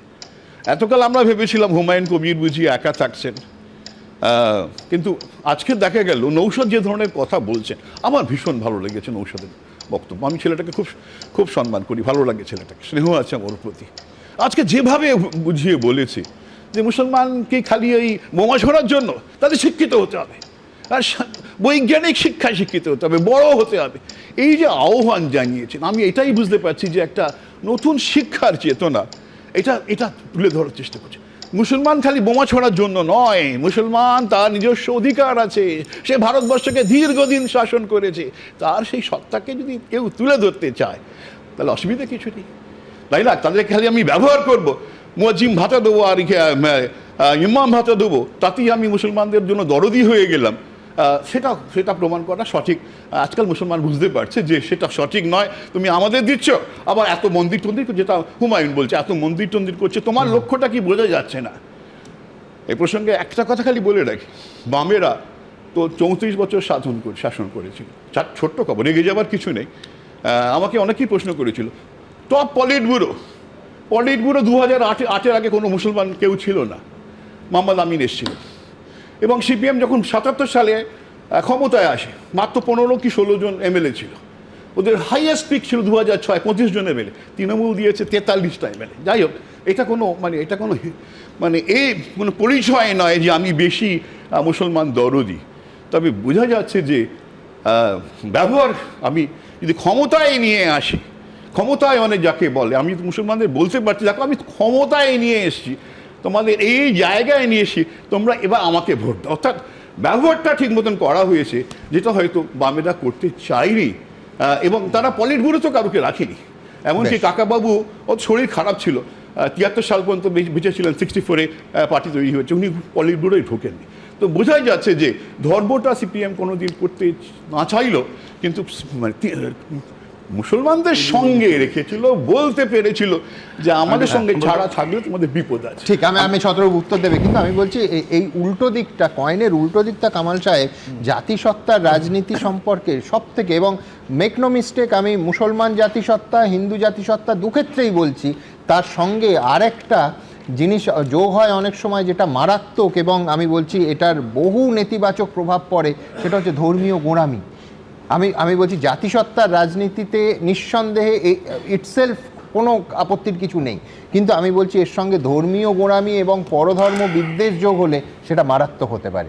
আপনারা কতটা সচেতন? দেখুন যে আপনি মন্দিরের রাজনীতি শুরু করলেন, 3টে মন্দির, তাহলে হুমায়ুন কবির সেখানে যদি একই দলের এমএলএ হয়ে, না না, আমি কে ঠিক কে ভুলে যাচ্ছি না, ডিম আগে না মুরগি আগের বিতর্ক হবে যে আপনি একটা করেছেন আমি একটা করেছি, কিন্তু দুক্ষেত্রেই আমি আবার বলছি হিন্দু জাতিসত্তা মুসলমান জাতিসত্তা দুক্ষেত্রেই ধর্মীয় গোড়ামি এবং পরধর্ম সহিষ্ণুতার অভাব যদি থাকে না, তাহলে এই দেশটাকে জ্বালিয়ে পুড়িয়ে যেতে এটা কাম্য নয়, এটা কোনোভাবেই কাম্য নয়। যারা ধর্মপ্রাণ মুসলমান তারা কোরআনের মধ্যে বুঝতে পারবে, যে পড়লেই তারা বুঝতে পারবে যে কেউ যে একেবারেই সকল ধর্মকে সম্মান করে শ্রদ্ধা করে, এটা একেবারে আমি একমত। কোনো ধর্মগ্রন্থই ঘৃণা শেখায় না, কিন্তু মুশকিলটা হয় সেই ধর্ম রাজনীতি কাছাকাছি এলে ওই ঘৃণাটার জন্ম হয় অথবা জন্ম দেয়া হয়। আমি বলি, আমি রাজা গোপাল বাবুর সব সমালোচনা উড়িয়ে দিচ্ছি না, আমি ইনফ্যাক্ট আমি আপনার সাথে যোগ করছি, খালি মুসলমান মানুষের প্রতিনিধিত্ব নয়, আমাদের পলিট ব্যুরোতে কোনো মহিলা প্রতিনিধিও আরও আগে আসলে ভালো হতো, অনেক দেরিতে এসছে, এবং এইটা সম্পর্কে আমাদের পার্টি সচেতনভাবে আমরা চেষ্টা করেছি এটাকে পরিবর্তন করার। এই সমালোচনা গ্রহণ করতে আমার কোথাও কোনো আপত্তি নেই, কিন্তু আমি তার পাশাপাশি আপনাকে এটাও বলি, ভারতের জনসংখ্যার 0.3% হচ্ছে শিখ। সেই শিখ সম্প্রদায়ের একজন মানুষ হরেকৃষ্ণ সিং সুরজিৎ আমাদের পার্টির জেনারেল সেক্রেটারি হয়েছিলেন। সুতরাং আমি বলছি যে আমাদের পার্টির কাছে কখনো এই প্রশ্নটা এইভাবে কখনো আসেনি, আমি সমালোচনা গ্রহণ করছি। এবার দ্বিতীয় কথা আমি এখানে বলছি, আমরা না একটা ব্র্যাকেটের সমান নওশাদ আর হুমায়ুন কবিরকে নিয়ে আলোচনা করছি।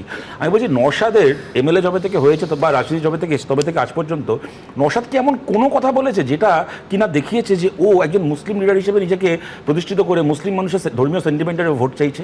কোনো কথা, কোনো হিন্দু বিদ্বেষী মন্তব্য বা আলাদা করে মুসলমানকে কোনো প্রায়োরিটি দিতে হবে জাতীয় কোনো দাবি, কোনো আবদার কোনোদিন কেউ দেখাতে পারবে না। নওশাদের সাথে আমাদেরও লোকসভা ভোটের সময় জোট হয়নি, 2-4টে প্রশ্নে মত আমাদের মেলেনি, কিন্তু সৎভাবে বলতে গেলে কিন্তু স্বীকার করতেই হবে আব্বাস সিদ্দিকী কিন্তু বলেছে। এক সেকেন্ড, আমি নওশাদের কথা বলছি, আমি আব্বাস সিদ্দিকী নাটা আপনি বললেন, আমি বলছি নওশাদের সেকুলার ক্রেডেন্সিয়াল নিয়ে কিন্তু কোনো প্রশ্ন করার সুযোগ কারণ নেই। হুমায়ুন কবিরের 100 বার ওনার ওই যে মন্তব্য 70-30% জঘন্য মন্তব্য, এবং পরবর্তীকালে উনিই বলেছেন, যদি ওনার কথা সত্যি হয়ে থাকে, যে আমাকে মমতা ব্যানার্জি ওই নির্দেশ দিয়েছিল অজিত চৌধুরী মোহাম্মদ সালিমকে হারানোর জন্য। কিন্তু আমি জাস্ট এই কথা শেষ করে নিই, আমার 5 সেকেন্ড।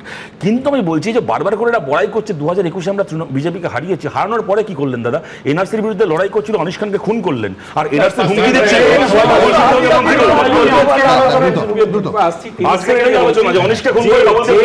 হয়েছে সেই আজকের যে আলোচনা, সেখানে শুধু এটাই বলবো, এই বাংলার মাটিতে শ্যামা সঙ্গীত নজরুল ইসলাম লেখে, তাই দিয়ে কালী পুজোর মন্দিরে বাজে, এই বাংলার মাটিতে দাঁড়িয়ে আব্বাস আগেই আগে বলেছিলেন যে ভাগিদারির সরকার চাই, দিনের শেষে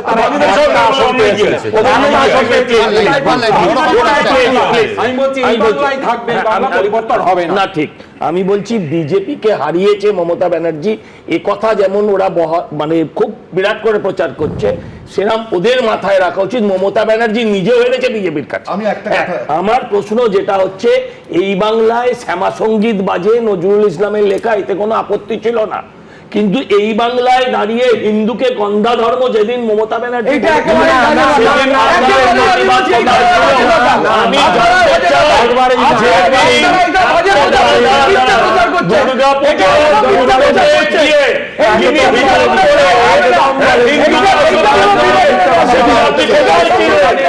আমি একটা কথাই বলি, এই যে কবি ভাবনা, এই যে নজরুল লিখেছিল এই করে, এই যে যেমন সাচার কমিটিতে দেখিয়ে দিয়েছিল ওই 5.7%, আর এখানে সাক্ষরতার হার এই যে 11 থেকে 15 বছরে মুসলমানদের সাক্ষরতার হার কি বেড়েছে? মুসলমানদের বেকারত্ব কোথায় কমেছে? উচ্চ পুলিশের বা পুলিশের উচ্চ জায়গায় বা অফিসারদের উচ্চ অফিসার ব্যুরোক্রেসিতে কোথায় মুসলমান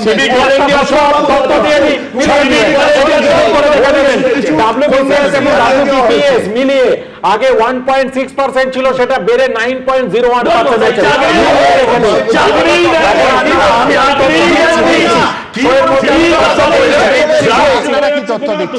আবার বলছি, এই একাধিক প্রশ্ন আমরা তুলে দিয়েছিলাম ফেসবুক, ইউটিউব, এক্স, ইনস্টা, থ্রেডের মাধ্যমে। আমি দ্রুত একবার দেখে নেব কোন প্রশ্নের কত শতাংশ মানুষ কি বলছে। দেশভাগের প্রায় 8 দশক পর 26শে ভোটের আগে পশ্চিমবঙ্গের রাজনীতি থেকে ফিরে আসছে মুসলিম জাতিসত্তার রাজনীতি। 83% মানুষ মনে করছেন হ্যাঁ এই রাজনীতি ফিরে আসছে পশ্চিমবঙ্গে। 15% মানুষ তা মনে করছেন না, 2% মানুষ বলতে চান। নওশাদ সিদ্দিকী বিধানসভা ভোটে হুমায়ুন কবিরের সঙ্গে জোট বাঁধ দিলে তৃণমূলের সংখ্যালঘু ভোট ব্যাংক কি ধাক্কা খাবে? ধাক্কা খাবে এমনটা মনে করছেন 87% মানুষ, খাবে না এমনটা মনে করছেন 11% মানুষ, বলতে চাননি 2%। পরের মন্তব্য ছিল আগে মহাজোটের ডাক দিয়েছিলেন হুমায়ুন কবির, এবার তৃণমূল বিজেপির বিরুদ্ধে সিপিএম কংগ্রেসকে পাশে চাইলেন নওশাদ সিদ্দিকী। মহাজোট হলে বেশি ক্ষতি কার? তৃণমূলের বেশি ক্ষতি এমনটা মনে করছেন 79% মানুষ, বিজেপির বেশি ক্ষতি এমনটা মনে করছেন 16% মানুষ, বলতে চাননি 5%। শহীদ মিনারে আইএসএফ এর কর্মসূচি, সল্টলেকে আশাকর্মীদের জমায়েত, কাজের দিন চরম ভোগান্তি সাধারণ মানুষের। কলকাতায় রাজনৈতিক কর্মসূচির জন্য কি নির্দিষ্ট দিন বেঁধে দেওয়া উচিত? 76% মানুষ বলেছেন হ্যাঁ, দিন বেঁধে দেওয়া উচিত, 24% মানুষ মানতে চাননি। পরের মন্তব্য, সম্প্রতি মহারাষ্ট্র জুড়ে পুরো ভোটে ব্যাপক সাফল্য পেয়েছে আসাউদ্দিন ওয়েসির মিম, দাগ কেটেছে সংখ্যালঘু ভোটে। পশ্চিমবঙ্গে তৃণমূলের সংখ্যালঘু ভোটে ধাক্কা দিতে পারেন হুমায়ুন কবিররা। 78% মানুষ বলেছেন ধাক্কা দিতে পারেন না এমনটা মনে করছেন 18% মানুষ, বলতে চাননি 4%। এবার যাব মন্তব্যে। আবার বলছি, Facebook, YouTube, x, Insta, thread, আপনাদের কি মন্তব্য আছে দ্রুত কয়েকটা মন্তব্য পড়ে নেব। প্রবাল ঘোষ তিনি লিখছেন, জাতিসত্তার রাজনীতি থেকে বেরিয়ে উন্নয়নের রাজনীতি এ রাজ্যে কোনোদিন কি সম্ভব হবে? শঙ্কর ভৌমিক লিখছেন, নওশাদ আর হুমায়ুন এক হলে ভোট কাটাকাটিতে সব থেকে বেশি ফায়দা বিজেপি। অরিন্দম চৌধুরী লিখছেন, 1.5 দশক ধরে যা তৃণমূলের মজবুত ভোট ব্যাংক, রাতারাতি তাতে কোনো ভাঙন ধরবে না। কৌশিক সেনগুপ্ত লিখছেন, নওশাদ সিদ্দিকী ব্রিগেডে সমাবেশ করলে তা কতটা সফল হয় সেটাই দেখার। দীপ সাহা লিখছেন, মহাজোট হলে বাম কংগ্রেসের খাতা খোলার সম্ভাবনাও জোরালো বলেই মনে হয়।